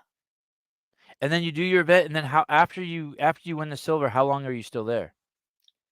So the next day, like when you win a medal, like you shipped off to media, like you're doing media back to back to back to back to back straight after, like, and then the day after, the 1st of September, I was like, I had the opportunity to go and watch some other sports, or like I had a lot of media booked in, and then we did like the Champions Walk where you walk down towards the Eiffel Tower with your medal and everything, and then I was meant to get the train back the morning after that at 9 a.m. Missed my train back, accidentally ended up going out and celebrating, and so I ended up getting a bit of a later train back. But yeah, you shipped like straight. Like I was lucky to have like a day, because I think there's some sports you compete in the morning, you're out the next morning. Hey, when you miss your train, what happens? Do you call someone at the Olympics? They're like, "Hey, I missed my train." Like, you have a point of contact? Yeah, Or it's so like like, "Fuck you, kid, you're on your own." so I woke up like so one of the lads I trained with, Declan, he got bronze at Tokyo Olympics. He came out there to do some commentating and media and stuff like that. And like we ended up going out, and my phone was dead, so I couldn't get back to the Olympic Village. So he's like, "Come back to my room." You know, it's like God knows what time in the morning. He's like, "Come back to my room, charge your phone, get yourself an Uber back to the village." So yeah, sweet. Fell asleep in his room. Wake up in the morning to him waking me up. He's like, "What time do you train?" I was like, 9. He's like, it's, he's like, "It's 9:30." I was like, "Oh." So I charged my phone because I hadn't even put it on charge when I went into his room, and then my phone goes crazy, missed calls from like our chaperone at Team GB, loads of the team who I'm meant to be going home with. I eventually ring them. I rang my manager first actually, because I had loads of media booked that morning before I went home, which I obviously missed. And I'm thinking, oh, he's going to be pissed. And he answers the phone, and as soon as I tell him, he just starts laughing. He's like, "Oh, that's sick. I'm so glad you got to go out and celebrate. Don't even worry about it. Like, Oh, that's awesome. we'll get someone to go at your room, pack your bags for you, and we'll meet you." And I'm like, "Sweet." I was like, so I ring our chaperone at Team GB, Sarah, and exact same response. Like, she just starts laughing. She's like, "I'm just glad you're okay. Like, you were down as," because you've got an app that you use all athletes to the Olympics called Vismo, tracks you in case anything happens. Because my phone was off, they couldn't track me, so I was down as like AWOL or like MIA or whatever. And she's Right. like, "Oh, we're just glad you're okay. We've been trying to track you down. We'll get you on the next train. Don't even worry about it. There's someone on their way to pick you up. Come back, pack your bags, get you on the next train." And like they saw the funny side of it. And then when I walked into the Team GB building, there's like a reception and everything. They were laughing and clapping. Like everyone was like, I think, appreciated the fact, like I got to go out and celebrate. Like, God, yeah, what a relief to it was a good story. what a relief. Hey, was any part of you sad you got the silver medal? I was I was definitely like self-critical when I got home. I think Isn't the that a first, trip? You went yeah, to the Olympics, and it's like, crazy. "Fucking A, I'm Yeah, amazing." That well, should be enough, and then you get the silver, yeah. yeah. Like when I got home, I was like beat myself up for a few days, and then I was like I had like our coach text me. He was like, "6 months ago, if I told you got silver, you'd have been jumping up and down." Like, Yeah. because the depth in the field is like anyone could have medaled. Anyone who was at the games, like seriously, is everyone had trained specifically for this event. You don't know what tricks people are going to debut there for the first time. And he was like, "Just think about if I told you that 6 months ago, just because of how it went down and how you got it. Don't let that take away from it." And like eventually I started to realize he was right. And I was like, yeah, got to be proud of what I did achieve. Like, so Like, it yeah, would've almost been easier if you would've gotten 7th. yeah. You know Well, what I mean? Like, you people, tasted it. You yeah, tasted like some gold got on you. people always say like the worst is like fourth and second. Yeah. Fourth, you were Oh, this close to stepping on the podium. Second, you've always got the thought in your head of, "I was this close to winning." So it's like it's like bittersweet until yeah. like I settled down and realized like how I would have thought about it had it been, had I been in 6th place and then in my second run I bumped up to second, Yeah. it would have been ecstatic. So yeah, like still so proud of it. I mean, it's been like the last 4 years, all of everything has revolved around getting to the Olympics. So that was the goal. So getting there and being an Olympian and then getting a medal, yeah, icing on the cake. You after doing the triple flare, you made the first attempt, then you made the second attempt, and on your very last run, on the last day, you hadn't done it, and I'm putting words in your mouth, but you had this realization that no matter how many people are there, you're all alone. You're at the top. You can't hear them. You're fucking adrenaline. Like there's just like either I'm gonna do it or I'm not gonna do it, right? Yeah, like that was it. It was Like a like, really lonely experience, right? yeah, like, and they were down there, like people lost their voice shouting to help me Right. get, and it was like, but you yourself know it's like only I can do this. You know, Yeah. that's the hard thing of like it's being down there and filming or anything like that. Like that's a sick experience in itself for them. They Right. get to watch. You know what I mean? Right. Like I'm Right. like, I'd be looking down there and I'd be thinking like it was almost frustrating. I'm like, I can't believe you're all down there and you just get to cheer me on. Like I'd love to be here. You know what I mean? Like I would love to be the guy watching the guy do this. Like, and that's almost like that takes a toll on you because you're almost frustrated at them. You know what I mean? You're like, oh, he's so lucky you're down there, and but You're up there and you hear someone crack a Red Bull 30 feet away. You're like, what the fuck? yeah. It's really like you're heading in to absolutely tear yourself up on a workout, and someone else pats you on the back, like, yeah, enjoy. Yeah. That's how, you know, like, they're like telling me, I'm like, oh, you've got this, you're like shouting and everything, and like it was getting me so pumped up, like them shouting and everything, and then you've also got that in the back of your head, like, yeah, it's easy for you to say, tell me I've got it, because Yeah. you ain't the one who's got to go down there and send it, like, Right. but Was it like was that similar experience in your second run at the Olympics? What was that like? You're on your bike and you're waiting for the clock to tell you to go. What was that like? Just like the you know what? seconds before. It was the strangest feeling I've ever competed. Like I was excited. Rarely am I at a competition and I'm like the nerves usually outweigh the excitement. I feel like at the games, and I was just so excited. I was like, I've waited for this, and as well, it was like I was proud of what I did to get ready. You know, like my preparation, I knew I did everything I could, absolutely everything. It never worked so hard. Like, and so I was at the top, and I was like, well, now I just get to show everyone all the hard work I've put in, and whatever happens, I'm proud because the first dream that I had was to get to the Olympics and be an Olympian. So it's like, well, now I get to this. No matter what, I leave here. I've been to the Olympics. Like, so it was strange to have that excitement, and as well, it was crazy. Like my family just happened to book seats, so you just get randomly allocated seats when you book tickets, and their seats happen to be in the stands right by where I started. So just as all the like a crowd goes quiet and they call my name and everything, and I'm doing my processes before I drop in, I can hear all my family shouting. Oh, that's It's the awesome. best feel. Like, and like I had to tell them after. I was like, I wasn't like ignoring you guys. I had to stay in the zone because like I've got my head down. I'm like, don't even look. Like, don't. If I look at them, that like tiny little bit of emotion, the effect that can have. So I'm like, I can hear them. This is amazing that they're right there on that fence. Like just don't look. God, it must have been insane for your mom and dad. um, Every time your wheels leave the ground, I would fucking love to see a heart rate monitor on your my mom. mom especially, like my mom, like my dad will tell my mom off, like, cause she'll be watching with like closed hands, or she'll be like looking away. She'll be like, "Oh, just tell us how he's doing."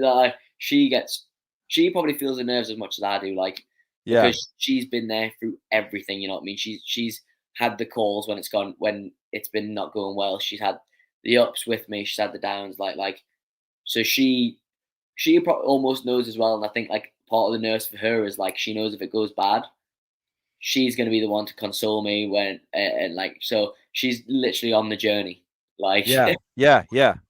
Hey, dude, it's like that. My kids are just young, but when I take them to go fight or do whatever they do, it's fucking crazy. It's like I'm out there. I'm like just pouring sweat. It's like they're living through you. Your parents are living through you. It's so weird. yeah Um, like that. what do you think?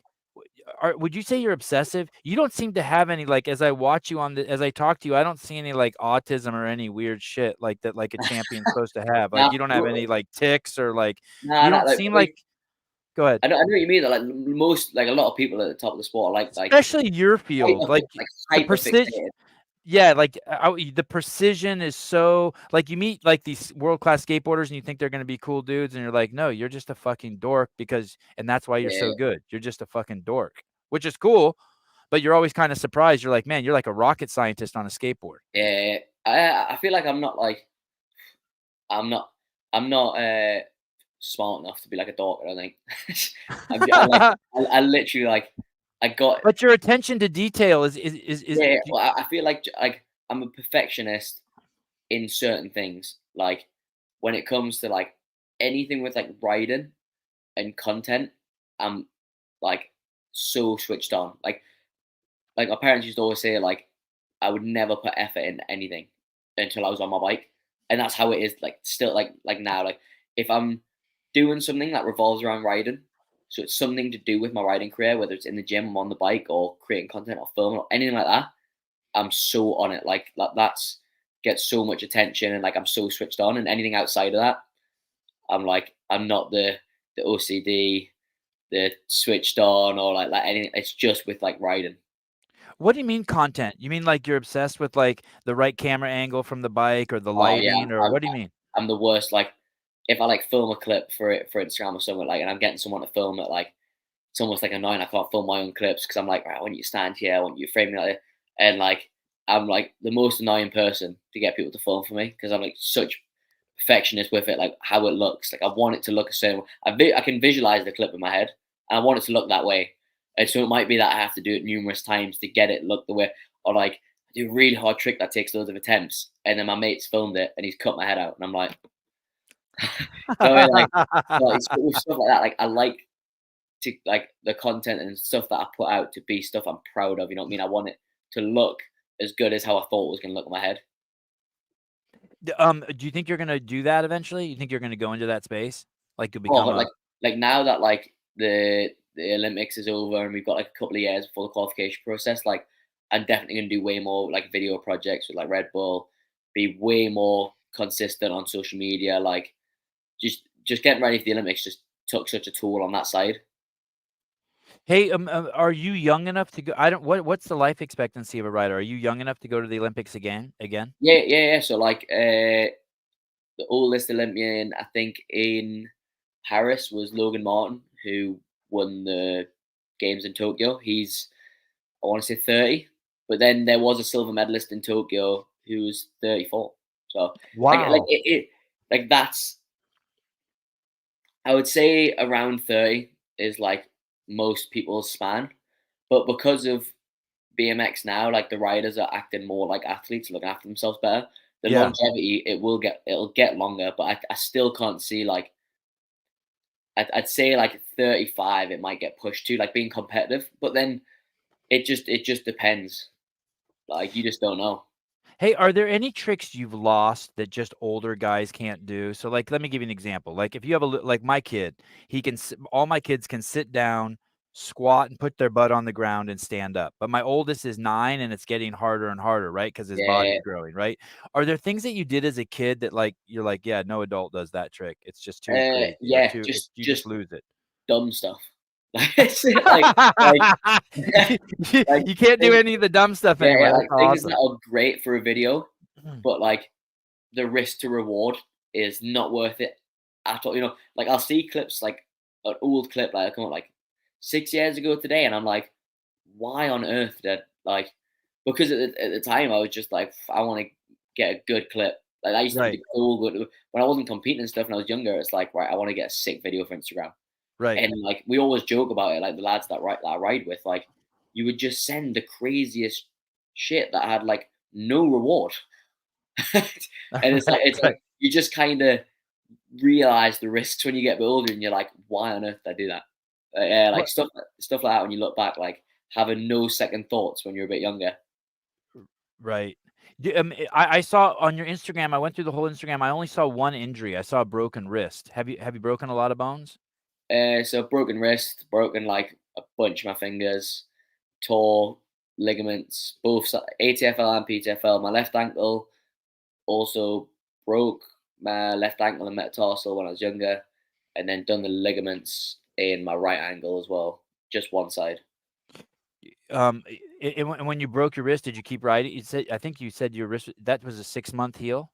Yeah, I think the wrist was the, the longest one, but I think again it was like I rushed back in. I think like I think it was probably meant to be that when I put that post on Instagram, I'm sure I was back riding within like 4 weeks. Like because like it is not at all what you should do. I would never promote it, but I was just like, like I could not ride because it was my only energy outlet, like the only thing I was doing. It Right. was killer when I wasn't on the bike. So I would always rush back. And I think like in our sport as well, maybe not as much now, but like I'd say the bigger problem is people coming back too early from injury than being scared to get back on the bike. Right. Interesting. Interesting. Do you have a girlfriend? I do, yeah. And how long have you had her? We've been together for 6 years. And is that so? Oh man! So since you've been a kid, since like you just got your Yeah, driver's license. yeah. It's like I literally ended up living with her and her parents because they live closer to the skate park. Wow. The park that I was riding, so I was at the park that often. I would end up like being at her house, and then I got to the point where I was like, "Oh, all my stuff now resides in your bedroom, so I guess I live here because it was close to the skate park." I know. I feel like the UK kind of has a different culture around that. Like I feel like maybe like you guys are I don't know, more familial with your countrymen, like you guys are closer together and those types Yeah, of things are kind of more accepted. Like maybe like how like that shit probably wouldn't be cool, although we do all sorts of stupid shit in California. Um uh so is she able to enjoy like I'm trying to remember what it's like being 17 or 18 or 19 or 20. Like, is she able to enjoy your success? Like, oh everyone's had the girlfriend that's, like, yeah. jealous or, "Why don't you spend more time with me?" Or just, like, the demands that young people put on relationships.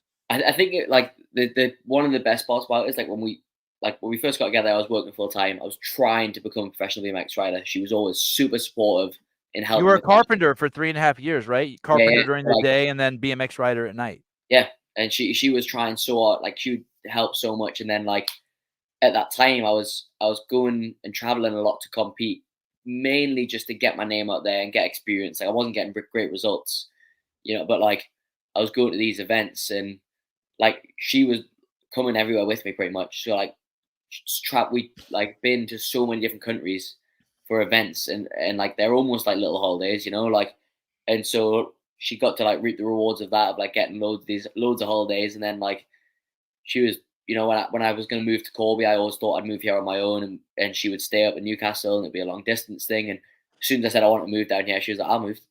She moved down here with us. Like she does CrossFit now. She loves it. Oh. Oh, that's awesome. Yeah. It took a minute to get her into it. Like I, Yeah. I was probably like doing it for like a year and a half, maybe ish, before she finally came and joined. She was like, like CrossFit gyms are like the community and everything. We hang out outside, and she was hanging out with all this friendship group, but wouldn't go into a class. And then we Mhm. finally get her to go into a class, and then she loves it. Like I'll be away, like I was away at the Olympics, and she's like texting me like, "Oh, I PB'd my 3 RM front squat today." Oh, Like that's awesome. so yeah, she loves it. But I remember like when she first joined, it was like so frustrating because she was getting the newbie gains. She was like PB every week, and I'm like, oh my god, she loves it now. Oh, that's cool. You're at the fucking Olympics and she's telling you about her personal best at the gym. That's a Yeah, that's a true CrossFitter for you. yeah. Wow. Wow, well, good on you. That seems I always wonder 'cause my relationships there I don't know, it just seemed like there was always so much drama when you're young, and I j and then but then again, I never did anything in my life to excel like you did, so Oh, yeah, I'm sure. I also probably like do her head in with coming in from riding in the gym and just having absolutely depleted myself, right. and then, and then leaving all my riding gear and stuff everywhere. You know what I mean? Like I'm sure I'm quite the nightmare to be around sometimes as well. To be fair. Right, but if you wanna be that's kinda the thing, and maybe she's cracked the code on it. If you wanna be around people who are doing great shit, they're not gonna have it's gonna be different. It's not gonna Yeah, be a yeah. TV relationship. Oh yeah, 100%. Like because it's like I was saying earlier, you're with it for the ups and the downs. Right. You can't just chime in when it's going well. You know what I mean? Like so, yeah, she's been there through like both both ends of the Or scale. or it's like, "Hey, my best friend's getting married. Can we go?" "No, I have to go ride." Yeah, "My sister's getting married. Can I go?" yeah, "No, I got the European National Championships." And not only does the person have to accept that, but they have to be, like, happy for you. yeah. Basically like your coaches were at the Olympic Village, like, when you missed your that's who you wanna be around. When you miss your train, you want your support team to be like, "Dude, don't worry, it's cool." Yeah, yeah, mate. Like I was speaking, so I couldn't remember the last time I went on a flight without a bike bag for an event. So for the last like 2 years, I've been like, after the Olympics, we're gonna go on this big holiday. Like all this work is towards the Olympics. No matter what happens, like I'm gonna let my hair down. I can't wait. And then the Olympics finishes, and then we're talking about this holiday that we're going on, and I'm like, right, I can squeeze in 4 days somewhere in Europe. Because she's like, I thought you wanted to go like Mexico for like 2 weeks, and I'm like, yeah, schedule's actually a bit crazy now. Let's do a long weekend somewhere. That was like the big holiday that was promised. Where do you guys go in Europe? Like, if you have 4 days, is there a place to go? So we went Greece, Oh, okay. and like And it's that's warm and there's a beach and you yeah, chill? so that's all I wanted. Like good weather, beach, good food, and like Greece for us is like a 3 hour flight.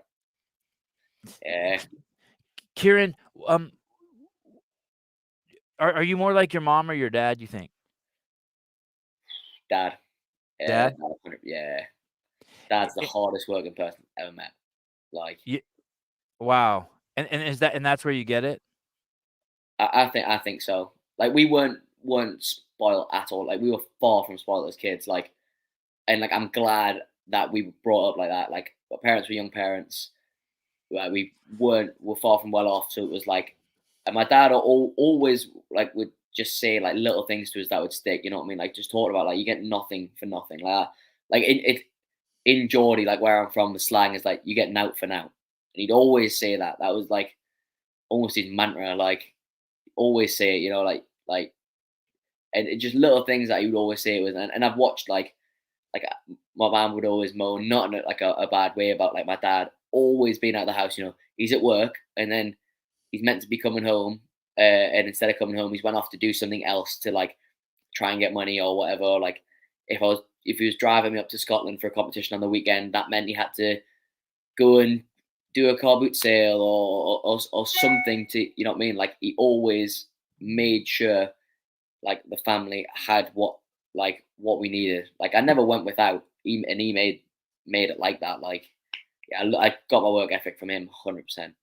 So your dad was always hustling and Oh and yeah, a always. and clearly you respected the shit out of it. Oh man, yeah. Like he like the cliche as it sounds, you know what I mean. He wanted us to have the upbringing that he didn't have. You know what I mean. He wanted us. Mm. If I wanted a new bike or I needed a new helmet, like, and that was the beauty of it as well. Like he could see straight away the passion I had with riding. Like and like he's the furthest thing from like a soccer dad. Like never like would like be shouting at the skate park, you know, go and do another trick. Like he wasn't like that, but he was just like so supportive because there was always that running joke of like I never put effort or energy in anything, but once I was on my bike, it was like I was a different kid. Like I enjoyed the work, and he was like he could see that, and he was like right, he's so passionate about this riding thing. I think he could go far in this. I want to help him the best I can. Do you know how many dumb shit parents would be like, "There's no future in riding a bike. It's just bad Oh kids. The yeah, car's gonna I, get you into drugs. Like, stay the yeah. fuck away. What are you doing?" And they would have like totally discouraged their kids. Yeah, I've seen it. Like you know, you could easily like I used to go for a kick around, you know, like play football with my friends as a kid. It's like it would have been easy for him to be like, why don't you just, you know, join a Saturday team? Why don't you do, you know, like you've got career in this, you know? And at the time, like if you think back to when I first started riding BMX, like the Olympics was never ever an idea in the BMX world. No one thought we'd ever get in the Olympics. Like that wasn't even for me. Like the dream in riding BMX was like traveling around America, going to Woodward, doing Mm, these mm. competitions that I was watching all these guys do on YouTube. Like it wasn't about making a legitimate career. It was like I just want to ride my bike every day. And then luckily enough, the sport has grown whilst I have. When you, graduated from high school and you started your, apprenticeship in carpentry, and then you were riding at night, were there some lows there where you were like, "What am I doing? Like, just stay Oh home and" yeah, 100%. Like it was just like I was burning the candle like both ends. I would come home from work. I usually get home like 4:35 p.m.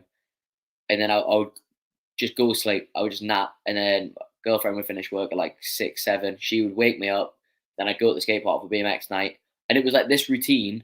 And it was just a routine of constantly pretty much complaining about being tired because I was doing too much. You know what I mean? But it was the only way it would work. But it was like that also lit the fire so that when I was at the park, I made it count. Like every single day I Oh, rode, oh, I was like, if I like one day that I don't put work in is another day I've got to stay working on site doing carpentry.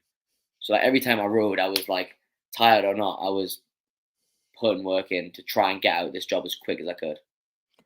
um, can you hear that dinging? Nah, No, okay, good. your side or my side? All these text messages are coming in on my computer. I'm like, "Fuck, I hope he can't hear Nah, that." I can't hear it. Don't worry about I it. keep trying to turn it off. Okay, good. Um, when you were doing that, did you know that did you see a way out? Like, did you think, "Okay, I'm gonna become a professional carpenter. This is gonna become full-time," or BMX, and it's kind of like the 2 are on a race, Oh, and it's nah, like, God and you're like, "God, I hope BMX wins. God, I hope BMX wins."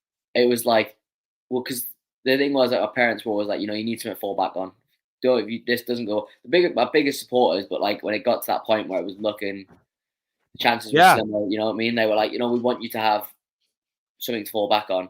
And I say now, like, if I stop BMX tomorrow, there is no way I would fall back. I wouldn't be going and doing carpentry. I qualify carpenter now. That is not what I'd be going to do if I need to go get a job. Like, it was not for me. And like, I think if you It's ask the hard, people, right? It's hard as yeah, shit. it's just hard work. Like, but if you ask the people when I was working on site, like, my head was rarely ever in it. Like, I was just thinking about like, I need a paycheck to pay for me to go to this competition. That's why I'm Mm. here. Like, obviously, I had to pick up the trade and do well enough to make sure I became qualified and stuff. And like, I had to put work in for the people I was working with. But like, I was never of the like idea of like I'm gonna become qualified in this and do this full time. Like, I was always pretty much racing against the clock to be like, the second I become qualified and get my certificate, just to make sure that this 3-year apprenticeship wasn't for nothing, I want to be able to step out and do BMX full time. And then what happened? What was like, "Oh, shit, okay, I got $12 from this sponsor. That's enough to eat Yeah, like, drink water and eat rice." I went to Barcelona for a filming trip to do some YouTube videos, and Just for yourself? yeah. So me, my filmer, who I was on about with Red Bull earlier, and one of my close friends. So we went out to Barcelona, to Switzerland, then Barcelona, filmed some videos at some good skate parks and stuff, and then I was in the airport on the way home, and I got an email. And like at this point, like I'm barely using email. Like I'm far from professional in any means. You know what I mean? I'm like trying to be. And I get an email from a shoe shop, a shoe brand in England called Clocks. I'm not sure what the American equivalent would be, but they I've seen basically, Clark's. you've I've seen seen Clocks, yeah. Clark's. They're Yeah. like known for like doing like school shoes and stuff like that. Like, Yeah, yeah. and they basically an email through an agency, and it was like Clark Shoes want to do a skate shoe for like for kids to wear at schools, skating and whatever. And so I was like, yeah, like sounds good to me, And so I spoke with them, and it was like half of what I was making from the job, but it was like enough. In my head, I was like, I can live off that if I do this deal. And I was like, if I'm gonna live off that, I need to move to Corby. And so one day after work, I text my Why? parents. Because that's where you knew you would go to the next level because Yeah, of the yeah. group of Like guys if that I was you'd going to be do with this there. full time, it made no sense to stay in Newcastle where all the people I ride with work anyway, Right. and they're riding as a hobby. Whereas if I move to Corby, the guys here, they just been to the games, they just done Tokyo. They're at the top of the field. You know what I mean? So it was like I need to be Do they surrounded by know who people. you are though at that point? Do those guys know, "Hey, there's They this know up like and coming kid. There's this kid out there?" yeah, they like know of me. You know what I mean? Like, but I was just like a kid. Like I was like Right. this kid that's trying to come up. And Right. so yeah, and I text them saying like, oh, I need to chat to you like tonight. And like I was saying, I wasn't living there, living with my girlfriend and her family. And I remember I went in and like I just wanted like an off the cuff chat to just be like, yeah, quit my job, this how. And I remember I went in and it was like so serious. It was like, and I told them I was like, oh, I'm quitting my job, like I've got this. And then then Who's this? Oh, you told your mom and dad this? mom and dad, and like our Oh, biggest supporters, do anything for us, right? And they're like, you can't live on that. Like that's not gonna work. What happens if this happens? Blah blah blah. And like just being protective as parents are, like they don't want you to yeah, make a yeah. mistake. And I remember like it got to me so I didn't speak to them for like a month. It got to me so much. I stormed out. I was like, well, I've told you what I'm doing. That's what I'm doing. Like my mind's made up. And I like stormed out. And like we were on like weird terms for like a month, and then we started talking again. And the most frustrating bit was actually, so Hey, dude, that's big boy shit, by the way. Every yeah, fucking 20-year-old kid has to go through that. yeah, There yeah, has to be a point. There's gonna be a point when your parents can't just yeah, where you yeah, gotta tell your parents to fuck off. yeah, I yeah, went and through that it, was and I'm exactly terrified of it. when my kids do it, but it's like a growing up point. At some Yeah, point, my yeah, son's you gonna like have to be like, "Hey, fuck you, dude. Get out of take here." responsibility whether it's a Yep, good or bad choice. Like, yep, and the worst was, so I quit my job right before COVID hit, right, uh-huh. and I quit my job. 2 weeks later, everyone gets sent home on full pay for like 6 months. Oh, Couldn't shit. believe, couldn't believe. I was like, and like, so it's like a running joke. So the BMX brand I ride for Tall Order, the owner is another Red Bull rider, and he's been through. I've been with them for like 8 years since I was a kid, like, and he's seen the whole journey. And there's like a running joke, like about like all these things that have happened in my journey, like just spots of just bad luck, and like Right. that's one of them. Like I quit, and then everyone gets full pay for 6 months anyway. And so yeah, I quit the job and moved down to Corby, and like I was on the struggle bus at first, like, never lived away from home, eating like what we'd call like beige buffet, just like whatever can go in the grill, Right, right. uh, like living, and then I ended up get to a point where like I couldn't afford it, so I had to start working at the skate park, and like I'm trying to make a name for myself as this professional BMX rider. I want kids to look up to me. I'm starting to gain a following on social media, and I'm serving sandwiches in the skate park cafe. And That's awesome. it's like so hard to be building this like, brand about myself that I'm this rider and everything, and then I'm also doing this. It's like, so it was a crazy Someone's time. like, "Hey, will you sign my sandwich?" You're Yeah, like, yeah, "Yeah, sure, yeah. It's no like it's problem." like it's like you're in the skate park the day before, and a kid comes over, asks for a photo, and it's like, like commenting on your videos on Instagram, and then the next day you putting a sandwich through the till for them, and it's like, Yeah. it wasn't good for the brand I was trying to build. You know what I mean? It was like, yeah, and then eventually Red Bull came just at the right time, like just as I was seriously running on fumes. I got like the Red Bull helmet. It's funny, it would have been cool to, what if that happens to the next guy who's coming up, hey, just lean into that shit. Be like, "Hey, I know you guys love me. Want me to serve you a sandwich? Come on over to." Yeah, yeah. So like making a deal with like different delis. Like, look, I can Yeah, come do a day at your deli serving sandwiches. Kids will love yeah, it. yeah. And what do you mean you got a Red Bull helmet? What's that? I mean, So I've seen those guys with the helmets, and it's like, yeah, those are the yeah, cool kids. that's like the way you get put on Red Bull. It's always a big helmet reveal. Like it's always like another athlete will give you your helmet or like a Red Bull cap or whatever in the sport you do. You know what I mean? And yeah, so like getting in all cycling, mountain bike, BMX, road, it's like a big tradition. Like they film you getting your helmet, and yeah, like I went and I thought I was doing an interview about a signature bike part that I just brought out with the brand. And like I say, the owner of the brand is a Red Bull rider. And halfway through the interview, he's like, "Oh, could you just throw this Tall Order T-shirt on for the interview?" And he hands me over a bag, and I put my hand in the bag, and it's a Red Bull helmet. Mate, the feeling like was Were you a Red Bull athlete at that time? no. So like I knew they were talking about me. You know what I mean? Like inquiring kind of, and like it went quiet, and I was chasing him and saying like, "Oh, could you like ask? Are they still interested? Like this, like the dream." And then he gives me this Red Bull helmet, and I just like burst out laughing because I'm like, if I don't laugh, I'm just gonna cry. And he's Right, filming, and I'm right. like, so I'm just like, take the helmet out of the bag, and I'm laughing. I'm like, nah. I was like, is this your helmet? Like, are you messing with us? And he's like, nah. He's like, welcome to the family. And I was like, no. Like, I'm like hugging him and everything. And this was just after, so he'd actually had the helmet painted for like a couple months. Like Red Bull were ready to put me on, but because of COVID, we couldn't meet up to film it, and that's such a big part of getting on Red Bull. So, and then I start hugging him and everything, and like, you're only meant to meet up in certain groups. You're meant to be socially distanced, and I'm hugging him on camera, and he's thinking like, I remember like the first thing he said was like, "Well, now I don't know if I can post it because you're hugging me, and like we're meant to be in lockdown." God, the world was so weird. Let's never do that again. And it was God, like, the world oh was man, so weird. it was the craziest feeling. Like, oh man. Hey, and do you still wear that exact helmet? Now, so I've had like a few now. My parents have actually got the very first one. The very Oh, first one that I got, I give it to them, and like, yeah, I had like a fair few now, to be fair, and they're cool enough where you can add like little features, like you can add small designs into the helmet.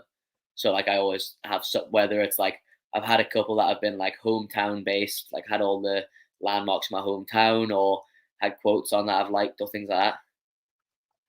so the Red Bull thing, and it's crazy. So you become a Red Bull athlete, and then basically you get resources if you perform, like them building a ramp, shutting down a skate park, and Yeah, for you to set a world record. that's the like amazing thing about Red Bull, like as a sponsor, it is so much more than a paycheck for wearing a helmet. So if I get injured, like when I need an MRI on my ankle that I was talking about earlier, they booked me an MRI for the neck. Inquired about, oh, like, do you think it'd be possible to help me? I'll get an MRI. I've had problems with my ankle. Think I need to take some sort of action. MRI was booked for the next day, private clinic. If anything like that, they have like the athlete performance center in Austria, like where you can go and get any sort of testing done, and like they make dreams a reality. Like if you have like a crazy idea and you pitch it to them, they like the idea, they'll do it. Like they're such an amazing sponsor to have. Is Red Bull's only product the drink? Yeah, like the Red Bull caps, like staff members, so like staff aren't allowed to wear the Red Bull caps. The Red Bull caps are athlete only. They've got like a little tag inside that says athletes only. So like no members of staff wear Red Bull brand, only for the athletes, which is I think is pretty sick. And so they don't have what a crazy so they've really stayed in their lane. They're a drink company. I mean, that basically has parlayed all their resources into just supporting athletes. Yeah, like who uses energy drinks more than athletes? I mean, there's people out there drinking them, but like you're trying to promote your energy drink to people who are gonna have it. It's like what better way than with doing amazing things with crazy sports? Like they're in every sport, Like You've seen any weird sports that they're in that you didn't even know existed, like alligator wrestling or some shit? I know. So I know Red Bull have a rule against they don't sponsor any sports with animals. That's one. Oh, interesting. Oh, wow. Oh, like horse riding even? Yeah, they don't do anything with animals. Yeah, Oh, that's and they probably don't, safe. and they, That's and probably safe. There's all sorts of weirdos, like, yeah, probably protesting all that shit, right? Can't yeah, ride a horse, it's mean. You pulled the horse's tail. You yeah, know what I like mean? so. I think I don't know about Video like games? Do they do video games? they do. Yeah. They got There's Like professional video gamers? professional like Fortnite players and stuff like that. That Red Bull have. Yeah. Do you play video games? Nah, I never got into like that. Like I did like for a little while, like lockdown and stuff like that. But like I feel like it takes too much effort. Like when I've been riding and I've been to the gym, like playing a game is. I'd rather just like put something on TV, or like I'm too lazy to play video games. I think that's good. I think you dodged a bullet. My neighbor yesterday was telling me that his kid, who's 13, who is a really great athlete, now spends all day playing Fortnite. Yeah, like that's the side, and especially now, like kids going up, coming up, it's so different. Oh, did I lose you? Shit, I lost you. Hello? Did I lose you? Oh, there. Oh, Oh no, shit. There here you we are. go. Sorry. I'm That's managing. I'm managing two computers. All right. I'm Well, just realizing now that I probably should have put my Instagram in my little handle, shouldn't I? oh yeah. Sorry. I should have No, told you no, that too. that's it. Well, we're 2 hours in at this point, as it is. Normally when I'm game, I'd have had all that. Okay. Last question. Ready? Last question. Oh, Any severe groin injuries? You ever fucking damage the cock and balls? I've landed on the crown jewels a few times. But Nothing bad though. Nothing nothing bad. bad. Yeah, nah, nothing bad. We don't wear a cup or anything like that, so when you do, it sucks. But like, I've not had anything bad. Never No, like damage that. You never look down there taking a piss and the helmet's bruised or the shaft no. is. There's a story You don't though. got like a crooked shaft or something. There's a story about BMX rider Harry Main who did cut his balls open, right? And he went to hospital, and they were like, "Look, like we think you're only going to need a stitch. Like we can give you the needle, like to numb it, and then do the Yeah, stitch, but like it's going to hurt just as much. Like so, and then they do the stitch, and yeah. then they're like, "We think you're going to need one more stitch." Like same thing. Like, do you want us to just do the stitch? And he's like, "Well, just do the stitch." So do the stitch, and then they're like, we're so sorry.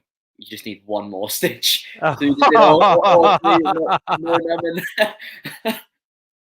Hey, in college, Kieran and I had this friend who was surfing, and the surfboard turned sideways, and he landed on it, Oh, and he paddled in, and he took off his fucking wetsuit, and one of his testicles just unraveled onto the beach like a fucking ball of yarn.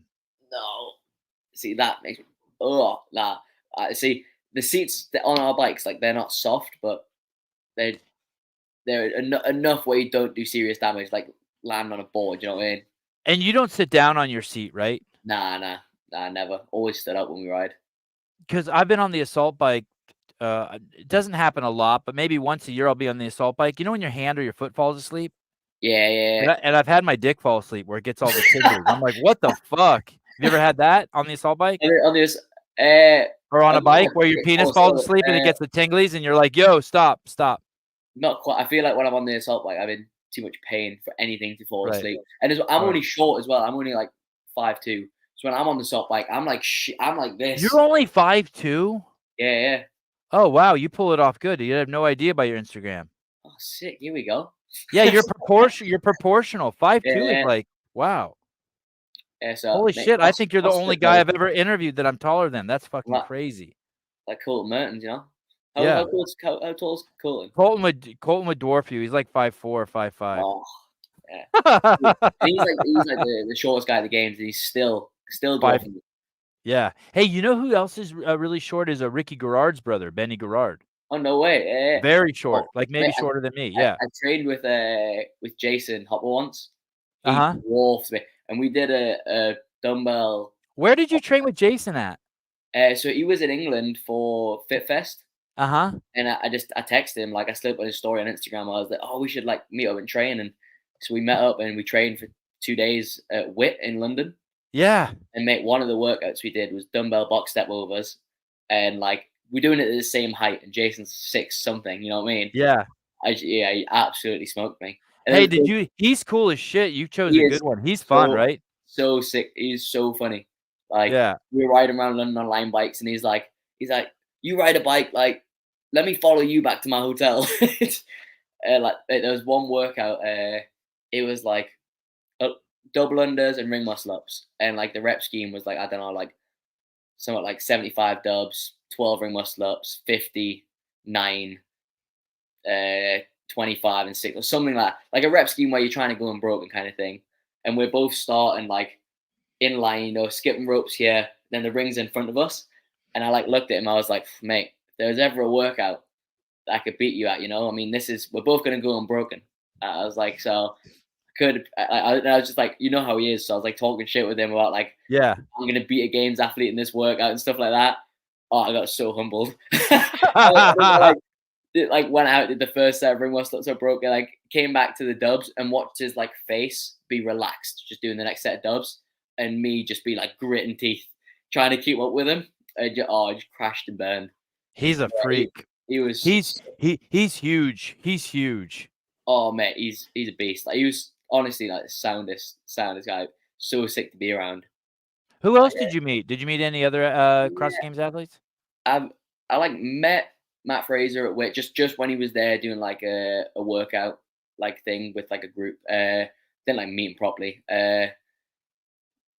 Justin actually texted me after the triple flare, Medeiros. Like, oh, that's cool. No shit. Yeah, he's seen the trip, mate. It's sick because like my girlfriend will find it so funny. Like, they'll be like legend, like all the people I look up to in BMX follow me now, and so I'll get like a follow from a CrossFitter, and I'll be buzzing, and I'll be like, no, Olsen follows me now. He just like comment on my post, and my girlfriend's like, what? Like, how is that what you're so stoked about right now? Like I remember like Noah commented on my post, or a few people commented on my post there when I put up that one silver at the get, and I'm like going through comments, and like certain people I'm like dead pumped about. My girlfriend's like, how is that what you bothered about right now?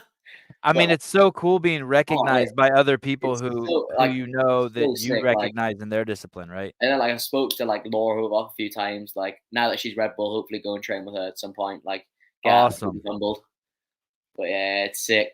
Oh, that's why I see her strutting her hat around, And so, hey, is it like that if you saw someone in an airport wearing a Red Bull hat, are you kinda like family with them? Like, would you Yeah, go I over just maybe yeah, if you had time? you definitely go over and be like, "Oh, like, what sport do you do?" Like, it's because Oh, 'cause you can't really get 'em, like, I think Red Bull are so on it with, like, like, who gets copyright the hats? stuff, you know what I mean? So it's like you can't go out and buy one, so it's like, when you see one and you can tell if it's legit, like, if you see someone in a Red Bull cap, you know they're a Red Bull athlete, so you're gonna go over straight away and talk to them, like. Wow.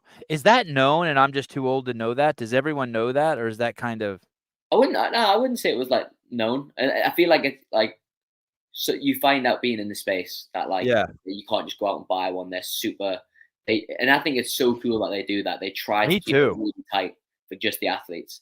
Like, when I went to the HQ where the athlete performance center is, none of the staff have got branding on. And I'm like, "Why are, like, none of the staff?" And they're like, "No, we only brand the athletes." So Yeah, sick. that's cool. Hey, So that's like if you're walking through the airport and you see someone wearing a pair of, like, Nano 2s, yeah. you know what I mean? Like, you're Yeah, like, "Yeah, it's like when I like sometimes, like, I'll see someone in, like a HW Pure top or something like that, and right." "All right, sick." Yeah, Yeah. and you could just go over and talk to 'em, and you'd have something in Yeah, common. you Yeah, literally could, yeah. yeah. Well, dude, thanks for Awesome. coming on. You deserve better. I'm sorry I couldn't pull up all the clips, but I really Mate, no appreciate your no no time. stress at all, honestly, yeah. Mate, thank you for having us. Like I say, like, watch the podcast, so sick to be part of it. Awesome, and when is your next, competition? You said you're doing European nationals? So, I fly out to Barcelona on the 11th for an event just to get some competitive runs back in, and then home for a couple of days before flying to European Championships in Switzerland on the 18th of September. And can people watch that? Yeah, both those events will be live streamed. If you go on my Instagram, I'll always put the link on the day of the competition.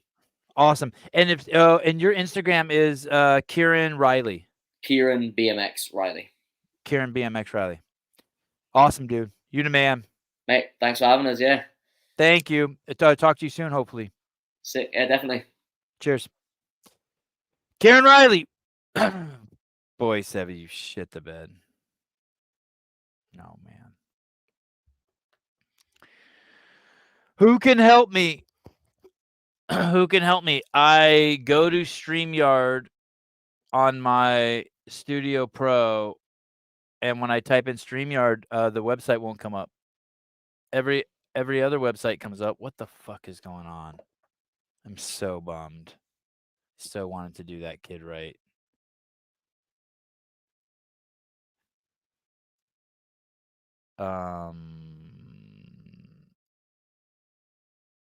What is going on? It's just a white page. It won't even load. Even if I go to Google, get this keyboard over here. Even if I go to google.com, and then from there, if I try to go to StreamYard, because it's a web-based service, right? StreamYard. And and then go to easiest way to live stream. Oh, go to dashboard. Yeah, I can't. My dashboard doesn't work. The other places on the website work, just not the dashboard. God, this sucks. It's just a white screen. Try incognito mode again. Oh, do you think that's what screwed up my fucking? Because yesterday I went on incognito. Do you think that I even restarted my computer? That's why I was so late to the show. I'm so sorry.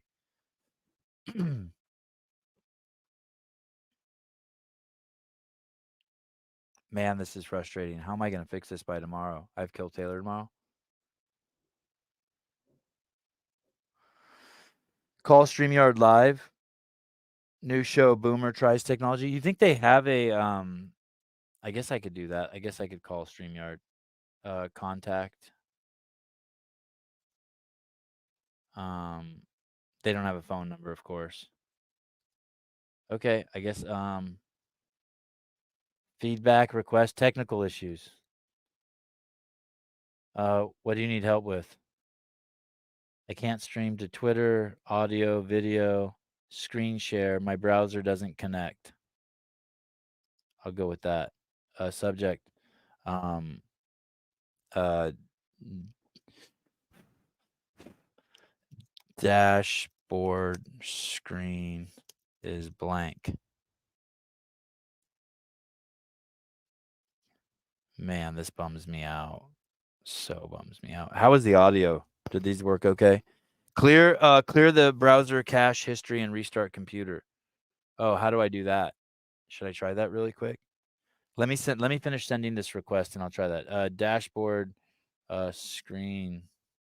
Man, my desk is fucking chaos right now. Please enter the details of the request. A member of the support team will respond as soon as possible. The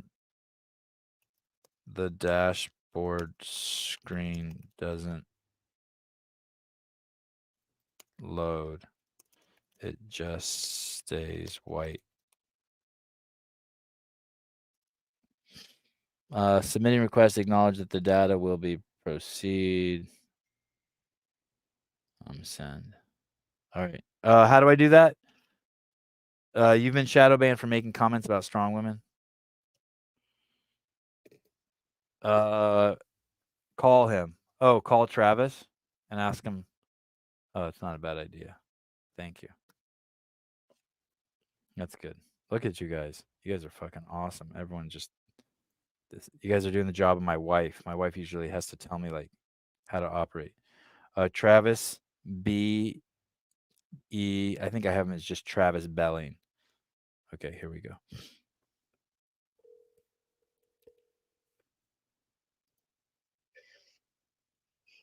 Kind of weird porn you looking at. Your computer's all messed up. Tech support. I don't do porn on this computer. This is like the porn clean computer. Where do I? So thanks for doing this. Do I go to settings? What are you using? Chrome. Yeah, go to Chrome settings. So go into the upper right corner. You see the three dots. Yes. Upper right corner of the browser window. Yep. Go down and do delete browsing data. It's gonna wipe out like all your passwords and everything that are entered. Yeah, that's okay. Not on all my computers, just this one, right? Just that one, yeah. Hey, it says I can erase. Should I check all? It says the boxes that aren't checked are like it says 74 passwords, including blah blah blah blah blah. Should I check that or leave it unchecked? I mean, as long as you know your passwords for everything, you'll just have to re-enter them the next time you go to a website. I'm gonna just try without erasing them first. Can I do that? Yeah, do browsing history and cached images and files. Okay, I see that. Okay. I see when I do it on mine, it says browsing history, cookies, and other site data, cached images and files. Okay, I'm doing it. Frankly, I would do them all because it may just be picking up something that was wonky before. And then what do it says I have cookies on 1,879 sites. Yeah, because you haven't removed it in a while or cleared it in a while. Like my browsing history says 16,000 items. Oh yeah, that's crazy. Cookies is 2,388. So I would try that and just see if it. Okay. It's holding on to something old. Here we go. And then restart. Oh yeah, it's saying I have to log back in again. Okay. All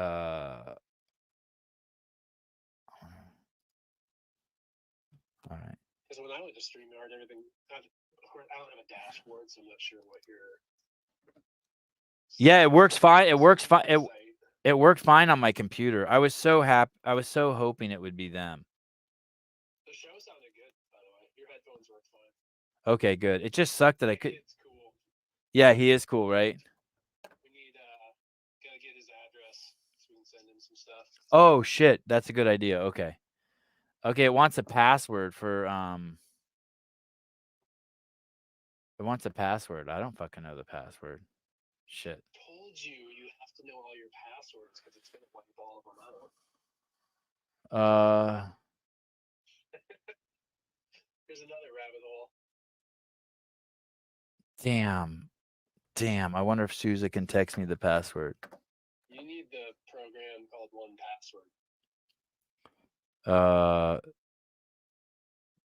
Password for StreamYard. I think I know it. Like I don't know it. I know it has an exclamation point in it. That's so helpful. Yeah. Also, Gabe, fuck off. Why? What's he saying? He said I'm way too old to be IT. Whatever, dude. Shit. All right. Cool. Well, hopefully you can find your passwords now. Okay. Thank you. All right, man. You bet. Okay, bye.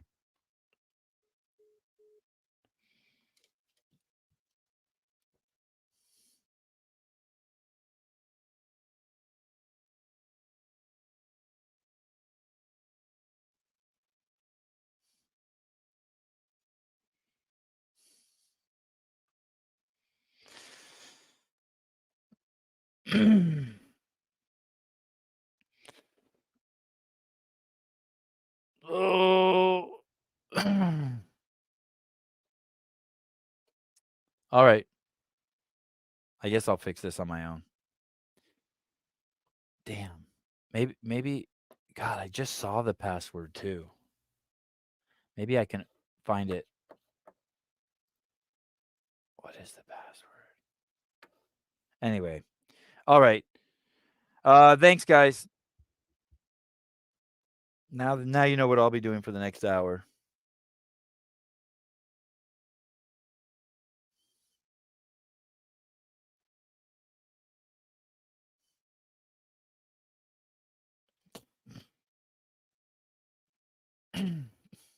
Talk to you guys soon. Thank you, Kieran Reilly. Great show. Even though I screwed it up. Oh, my password is Sporty Beth's tits. 1 exclamation point. God, that would be awesome. It was a cool show, even though I shit the bed. The guest carried the show. The guest was dope. There was some story I wanted to tell you guys that I thought of this morning. It was a really cool story about Matt Fraser. Something really cool. I thought of it today. I forget what it was.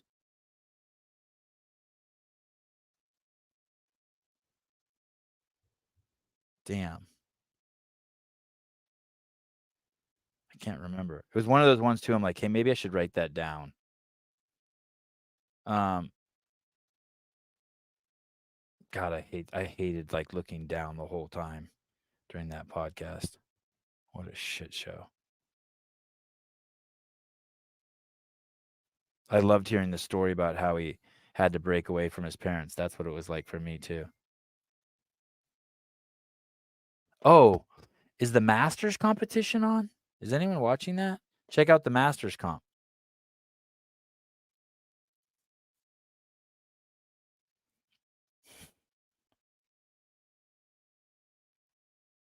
I always know there's at least 30 minutes left when you try to end it. Because you know what I'd really like to do right now is I'd like I'd like it if like someone sent me the password. Fuck it. Maybe I'll try looking. Maybe my Safari browser knows the password. But I'm hoping I can find the password, and then I can get back on. And then before I leave the podcast, I'm good. You know what I mean? Or else I'm going to be freaking out about this all fucking day. Where would I go to? Safari, I go to the keychain, and then I just type in passwords. Passwords.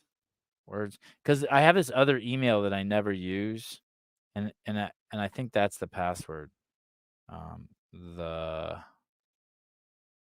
Seven podcast. Oh, there it is. Okay. How do I? Oh, there it is.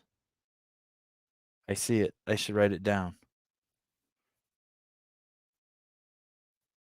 I'm becoming my mom. I guess that's kind of cool. She's cool. Okay, let's try the password. And if this works, that means that Travis's advice was correct. All I had to do is delete my cache.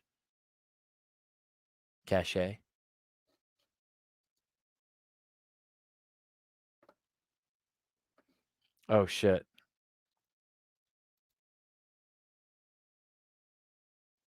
He was right. Damn. Allow mic and camera.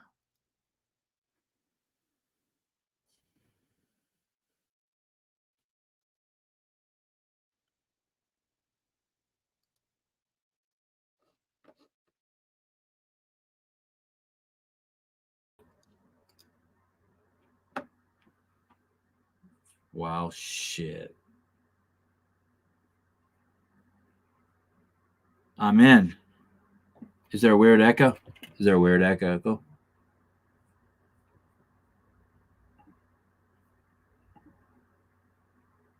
How's that? Am I in? I can't even tell. Thank you. Not only do they have the best clothes in the space, but they can also do tech support. Son of a bitch.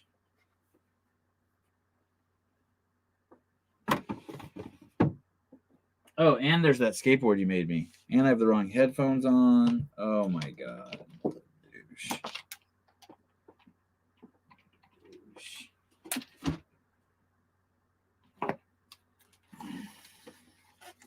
Oh my god, it feels so much better. Oh, it sounds terrible. Hold on. See, I can fix that shit too. Let's see.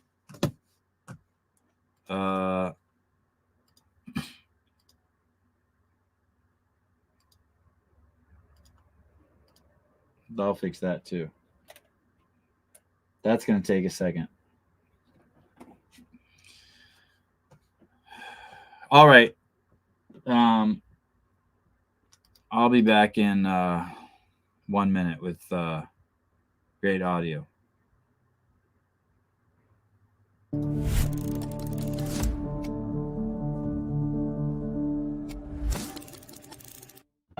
I had shoulder surgery, shoulder replacement surgery.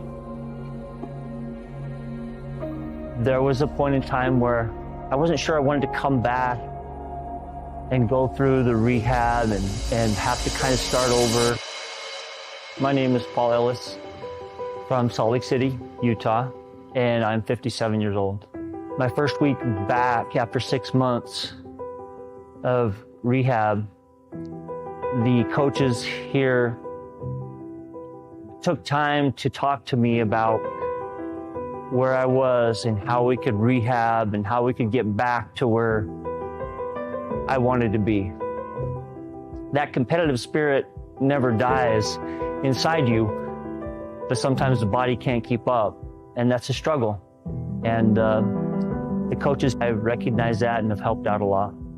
To me, Salty Hive cares about the individual. Whether you're younger or older, or you're elite, or you're brand new, I've watched and noticed how everybody's important. And that keeps me coming back.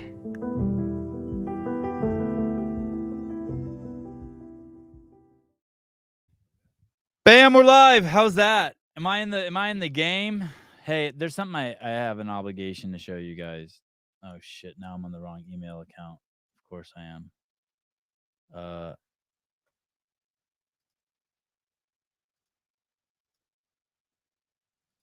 Oh, I can't even show you. Fuck. How do I switch email accounts now? I'm in the Sevon podcast email account. Add account. I want to show you that triple flare he did. That video is that is worth watching. That fucking kid's gnarly. It's such a shame I couldn't show you that during the show. Two-step. I'm trying to get back into my email. Travis, thank you so much for helping me fix that, dude. Tech support.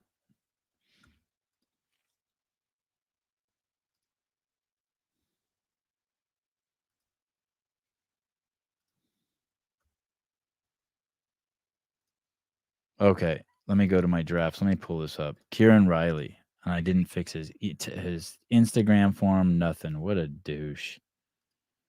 Let me see if I can pull it off of their actual website. We're coming up on a major fundraising deadline, and there aren't many more between now and.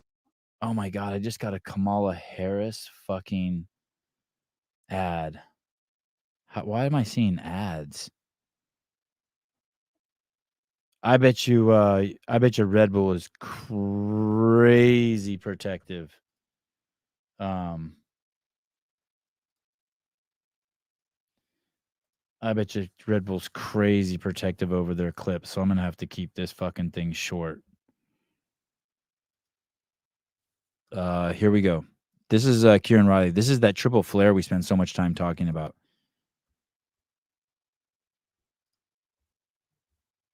Look at this shit. This shit is crazy. Oh! Come on. I meant to ask him if he wears a mouthpiece. I think he wears a mouthpiece. Look at that ramp.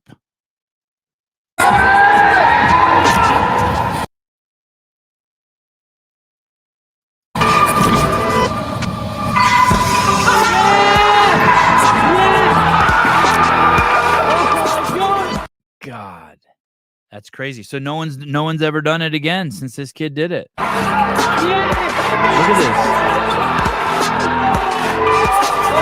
And that landing is perfect. Look at his face. I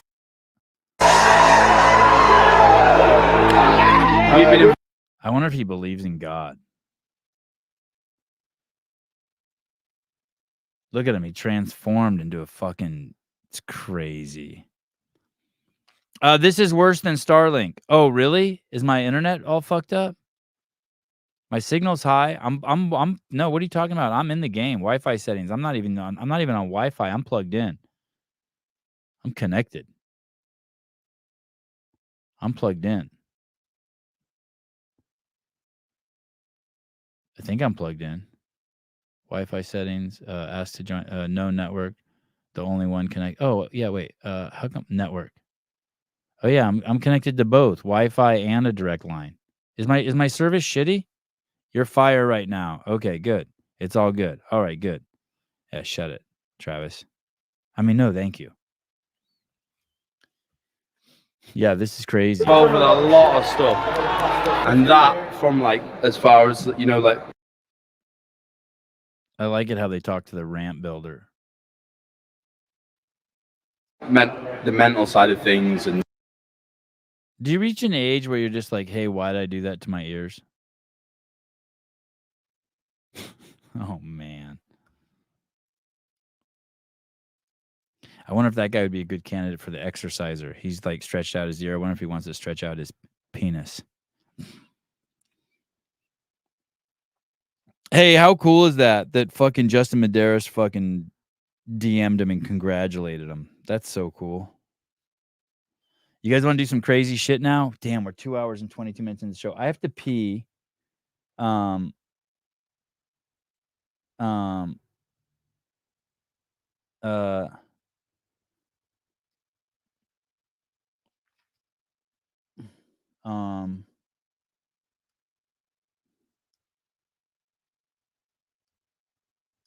Oh God, I have so much fun drama going on in my life right now. I love it when there's drama that's like so fucking intense, but it doesn't affect me at all. It's so funny. Like someone thinks it affects me, but it doesn't affect me. Like, dude, I'm going to go off on a tangent here. Like, do you know what like the big fucking things in my life are? Seriously, these are like the big things in my life. My kid yelling at me because I didn't change the water in the water bottle and it tastes like ass. I take my kid, he's got skateboarding, tennis, and then jiu-jitsu, and I didn't bring him 3 pairs of clean socks.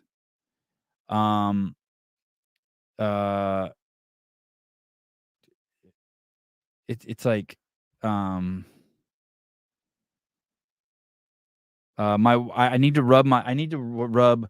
Yes, this last night I was feeling like a complete asshole. Like this is why I feel like an asshole. It was 10 o'clock at night. I knew my wife's neck and head had been like hurting her a little bit for the last 3 days, and I hadn't rubbed her neck yet. So last night at 10 o'clock at night, I laid on the couch and I sat up on the couch and I built this whole stack of pillows in front of me on my chest, and then I had her sit there and I had her take off her sweatshirt, and the kids were asleep, and I rubbed that HGR CBD, that stuff Carl has. The CBD guy that sponsors the Kill Taylor show sometimes. I think he's sponsoring it this week. Well, he had sent me a jar of that stuff, the CBD cream, and I was so stressed that I hadn't taken the time in 3 days to fucking rub that into my wife's neck. After she she doesn't complain at all, but like soon as she tells me she has like a neck pain or a head pain, like I need to fucking do that.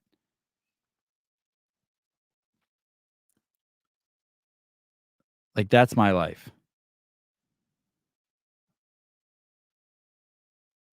I'm kicking myself because I took my kid to jiu-jitsu and there's not fresh berries in there or green beans, and instead I have him a fucking like a Lara bar, and I'm like, God, why am I feeding my kid this crap? That's my life. Like I have zero. Yeah, sounds rough. I know. That's why it's like anyone who's like texting me and like complaining about like you're gonna have to have like I'm here for you. Like if a family member died or you found out you have AIDS or you have cancer, like I'm here for it. But other than that, like I don't like. I give 2 fucks about whether someone thinks that these glasses make me look old or strong women look like men. Like I cannot. I don't care who. I don't really care who about anything. You know what I mean? David, say a prayer for Sevi. Yeah.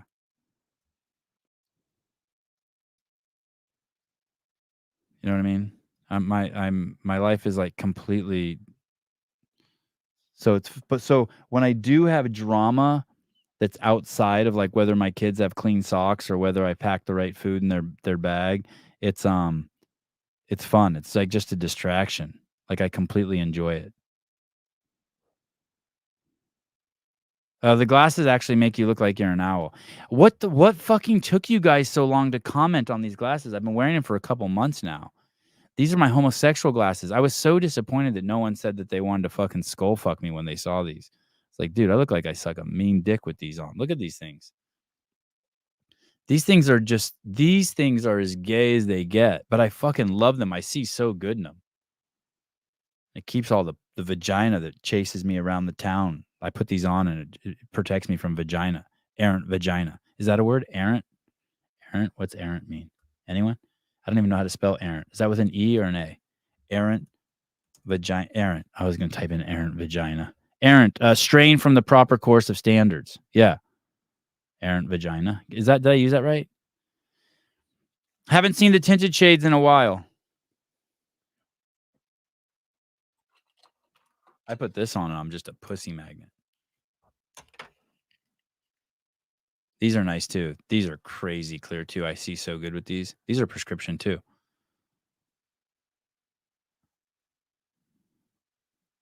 I have so many fucking glasses around here. My desk is trashed right now. God, do I seem different? I feel so much better. I'm so superficial. As soon as I'm back to my computer and I feel so good. Two-tone. These are the guy who made these for me. These are so dark. And then these are clear, so when you look down at your cell phone, you can see it. That's pretty cool, right? That guy died. The guy who designed these for me. These were like probably like a pair of like $2,500 glasses that I had the lenses taken out. Oh, these are dirty. And had these put in. These are, what brand is this? This is some fancy brand like Louis Vuitton or, oh, it is Louis Vuitton. I don't ever wear these out in public. These are just for you guys. Oh, you want to see the bird ones? These are ones were inspired by Hunter McIntyre. He wore these one time when he was on the show. My they're 4,500. There's something crazy. But these now, if someone wants to buy these for 4,500, that would pay that would get me halfway through my mortgage this month. Let me know. I'll send them over to you with prescription lenses and all. These my kids love coming to my office and seeing these. They think these are so nasty. Like they think they're so naughty.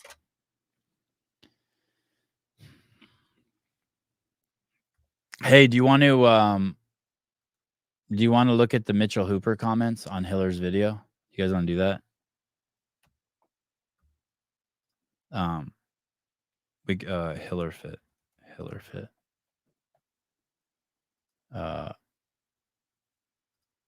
Lieutenant Spiegel, a friend. This is I haven't gone through. I love going through these comments. They're so funny.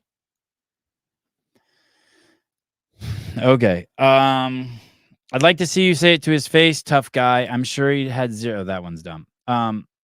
Like, what do you mean you'd like to see him say it to his face? I'd like to see you say it to his face. Nice comeback, Hiller.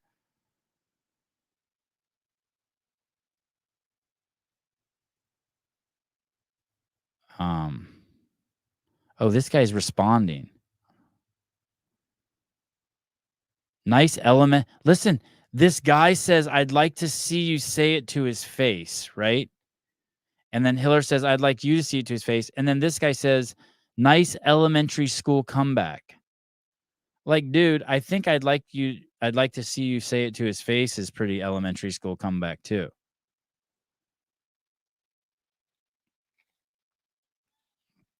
I don't really want to see John. So if John won't watch Strong Woman because he isn't sexually attracted to him, but he watches Strong Men, still no judgment. But does that mean? All right, here. Yes. He is attracted to it. Yes, it does mean he's attracted to your mom. Yes, it does mean he is attracted to your mom. That's a solid comeback. That's a solid comeback. Thank you.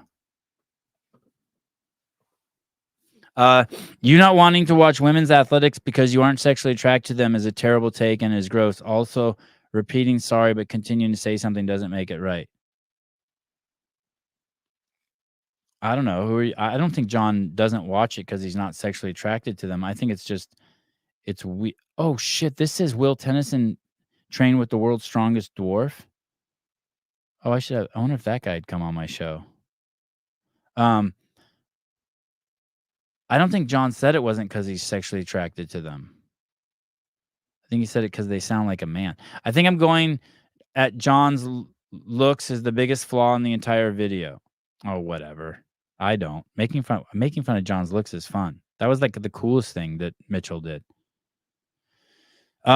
Mitchell Hooper routinely cherry picks partial clips, studies, takes them out of context, intentionally omits context, and presents half-baked, ignorant opinions from an unearned moral high horse. What do you guys think Mitch should have done? He should have just been like, yo, I'd bang those bitches. Or, John, you're right. Those chicks aren't attractive. What should he have done? I'm already bored with the comments.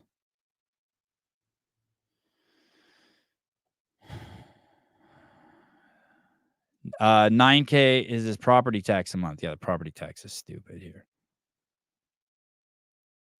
Paige Powers succumbed to the evil.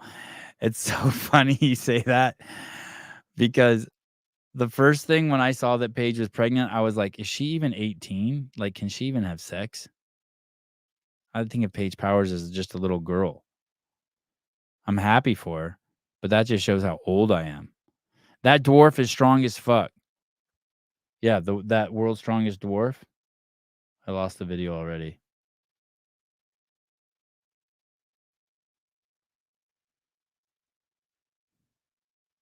Are you allowed to say dwarf? Which one? There's one of the words you're not allowed to say. Is it midget? Is midget derogatory? Midget. Oh, yeah, it says often offensive. Isn't that crazy? It's really weird. Oh, my God, you guys. I watched Joe Rogan's stand-up last night. Oh, my goodness. It is so good. It is so good. I was like, I watched other of his stand-up and I thought it was good. I think he's funny.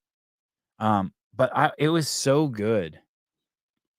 Did you guys like that? It was kind of more like Dave Chappelle-esque in the sense like it was just him talking about stuff. I really liked it. Rogan is not funny. I thought it was so good. I watched it on Netflix. Well, I rubbed that CBD oil into my wife's back. The Carl stuff. HGBR. What is that? HGBR. Oh, I have the gummies here. HGR CBD.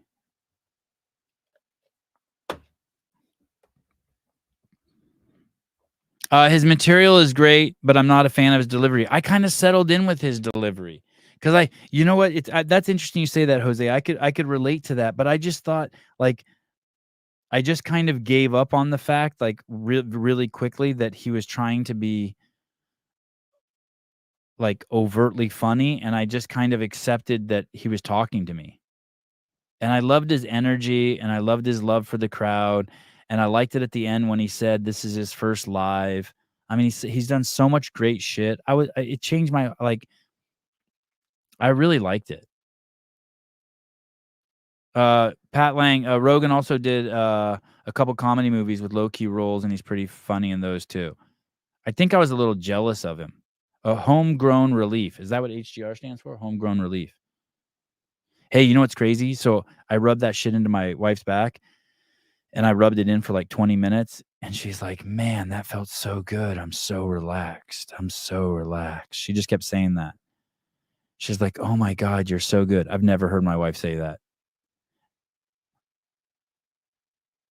God, is that crazy? In 20 years of fucking my wife, I've never heard her say, oh my God, that was so good. I'm going to get in trouble for saying that. I do have magic hands, though. I do think my hands have special powers. I've always thought that. Nah, not always.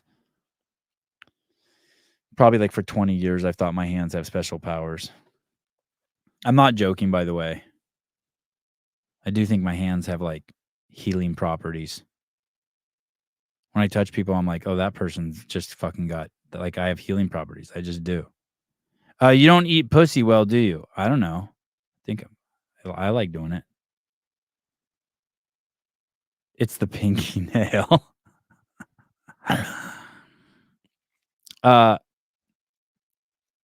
But I think my wife knows that my hands have magic powers too. I can just heal shit with my hands. You know, like I could pick up a dead bird and it would fly away like that. You know what I mean? Like I could wipe my hand over a dead area on the lawn and it would come back to life. Like brown grass, I could turn it green. I'm a vessel for healing. I made up the grass part. The bird part's true, though. I don't know. I've never tried healing grass.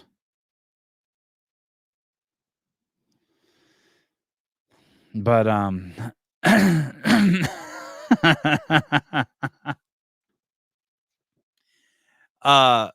anyway, so she was just telling me, and then finally I'm like, yeah, it was CBD,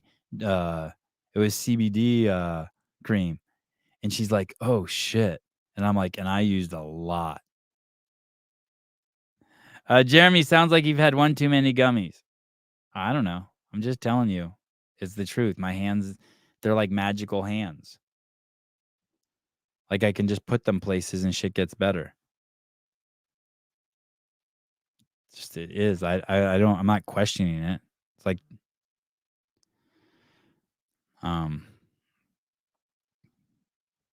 so now you know. I want to tell you guys about this drama that's going in my life so bad. It's so fucking funny. But I can't cuz it's like I'd have to get authorization from the guy who's texting me. But it's so fucking funny.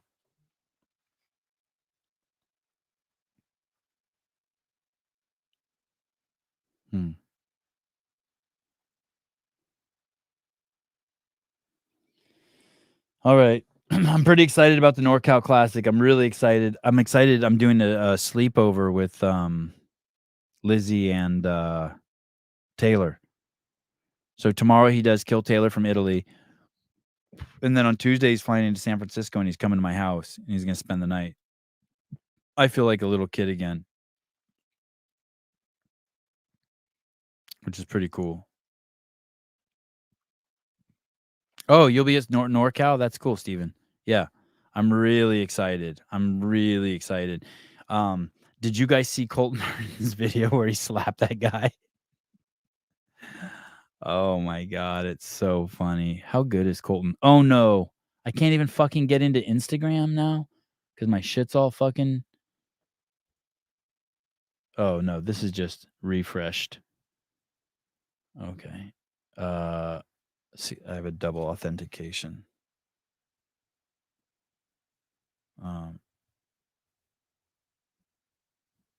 055786. Don't share that number, please.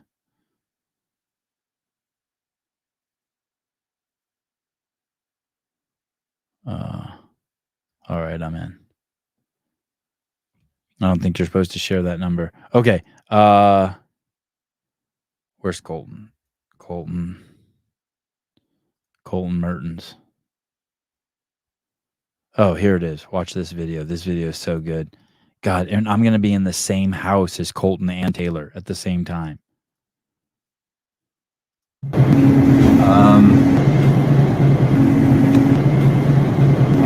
What is the Iron Hawk?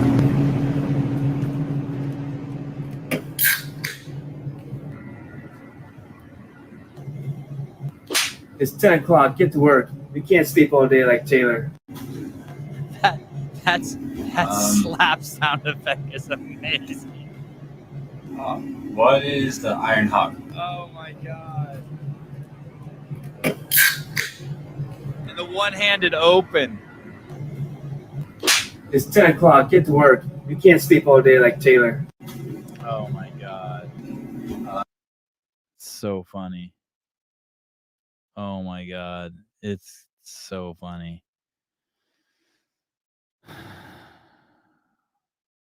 And Susan's going to be there. It's going to be... I was going to take my kids, but I can't find anyone to watch my dog. So fuck it. Kids stay home, I guess. They're bummed. I will find you. Oh, you'll be there. Okay, cool. Yeah, I'm the short dude with 2 cameras. And then it'll be cool because I'll bring all the podcast shit and we'll do podcasts at night and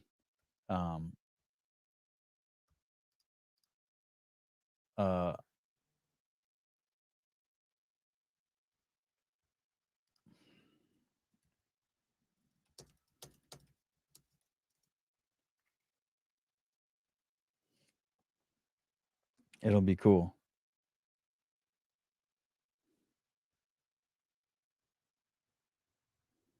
God, this is going to be so funny. Oh,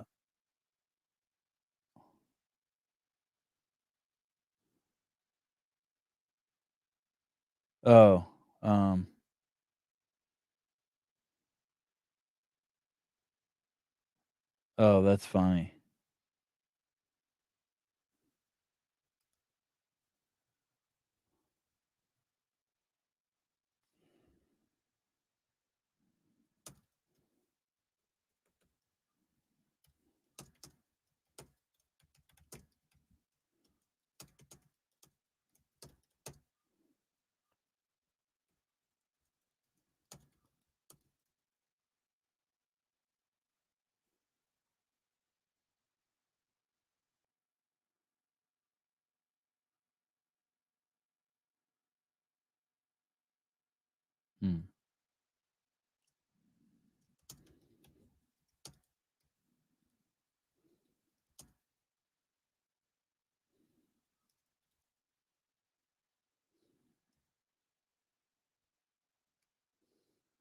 Oh, this is so fucking amazing.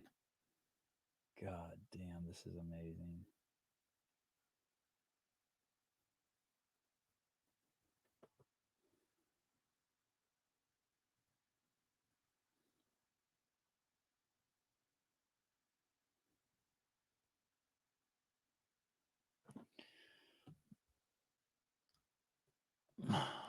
All right.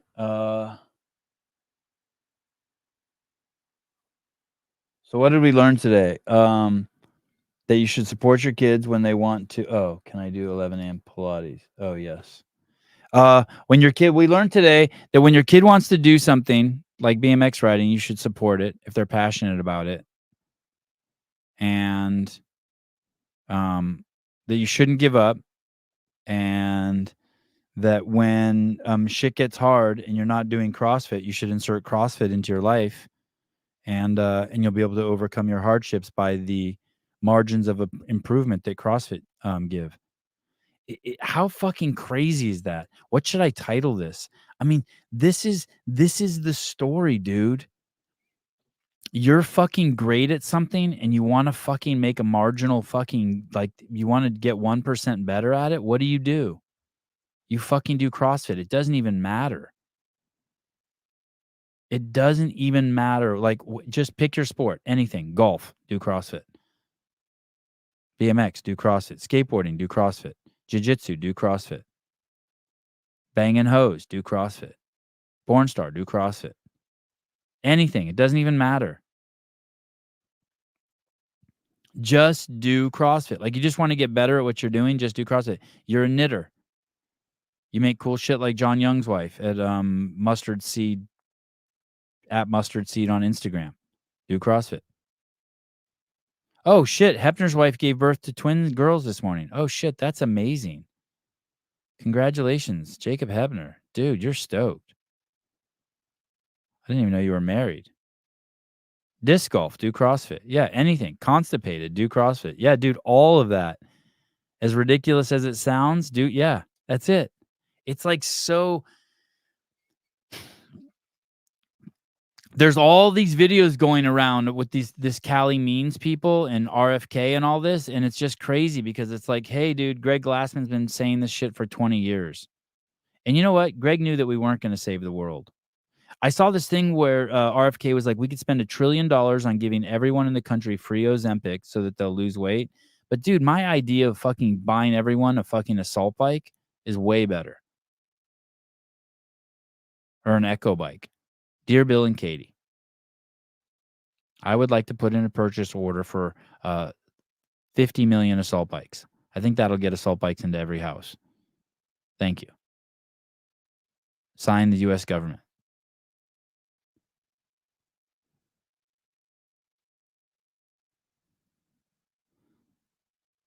You can start with me. I'll take one. Yeah, well, you don't need one. You're yoked. I like my assault bike because it's got a chain. I like a chain bike. I don't like a belt bike. I know the new assault bikes are belt too. I think belts are stupid. I think they're stupid. I don't enjoy them. They don't feel good. They don't feel realistic. They don't have nice action. No belt for me. Sorry, just saying. I mean, I don't know. If I had an Echo bike, I'd probably fall in love with it. But I don't. And I just love my assault bike. I'd love the chain. I like a chain. I'm a chain guy. DEI bike. You're too buff.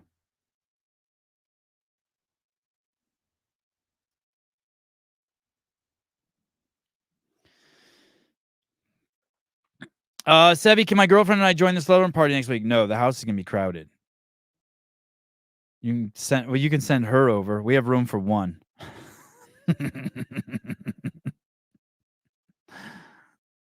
I'll bring my CBD cream. My HGR CBD cream. I wish Hiller was going.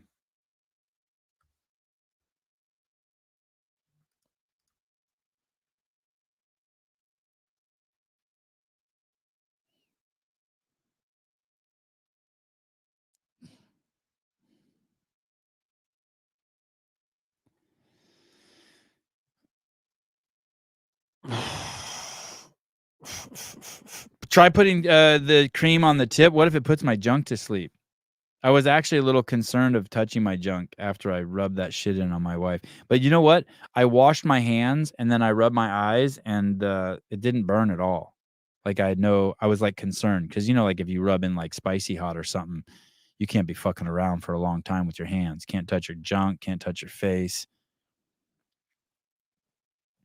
But the CBD is just a little tub of it. It put my wife down. I should have snuck a piece while she was down, but I didn't.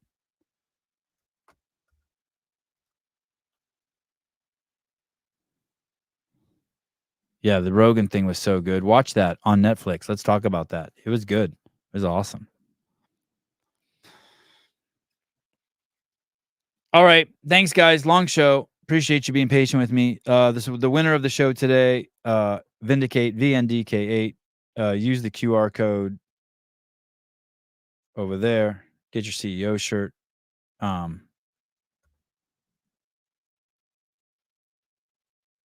appreciate it. Thank you, Travis. I'll see you guys. So tomorrow morning, 8:00, Kill Taylor. Don't forget, tomorrow morning, 8:00, Kill Taylor. And I don't know what's going on Saturday. So,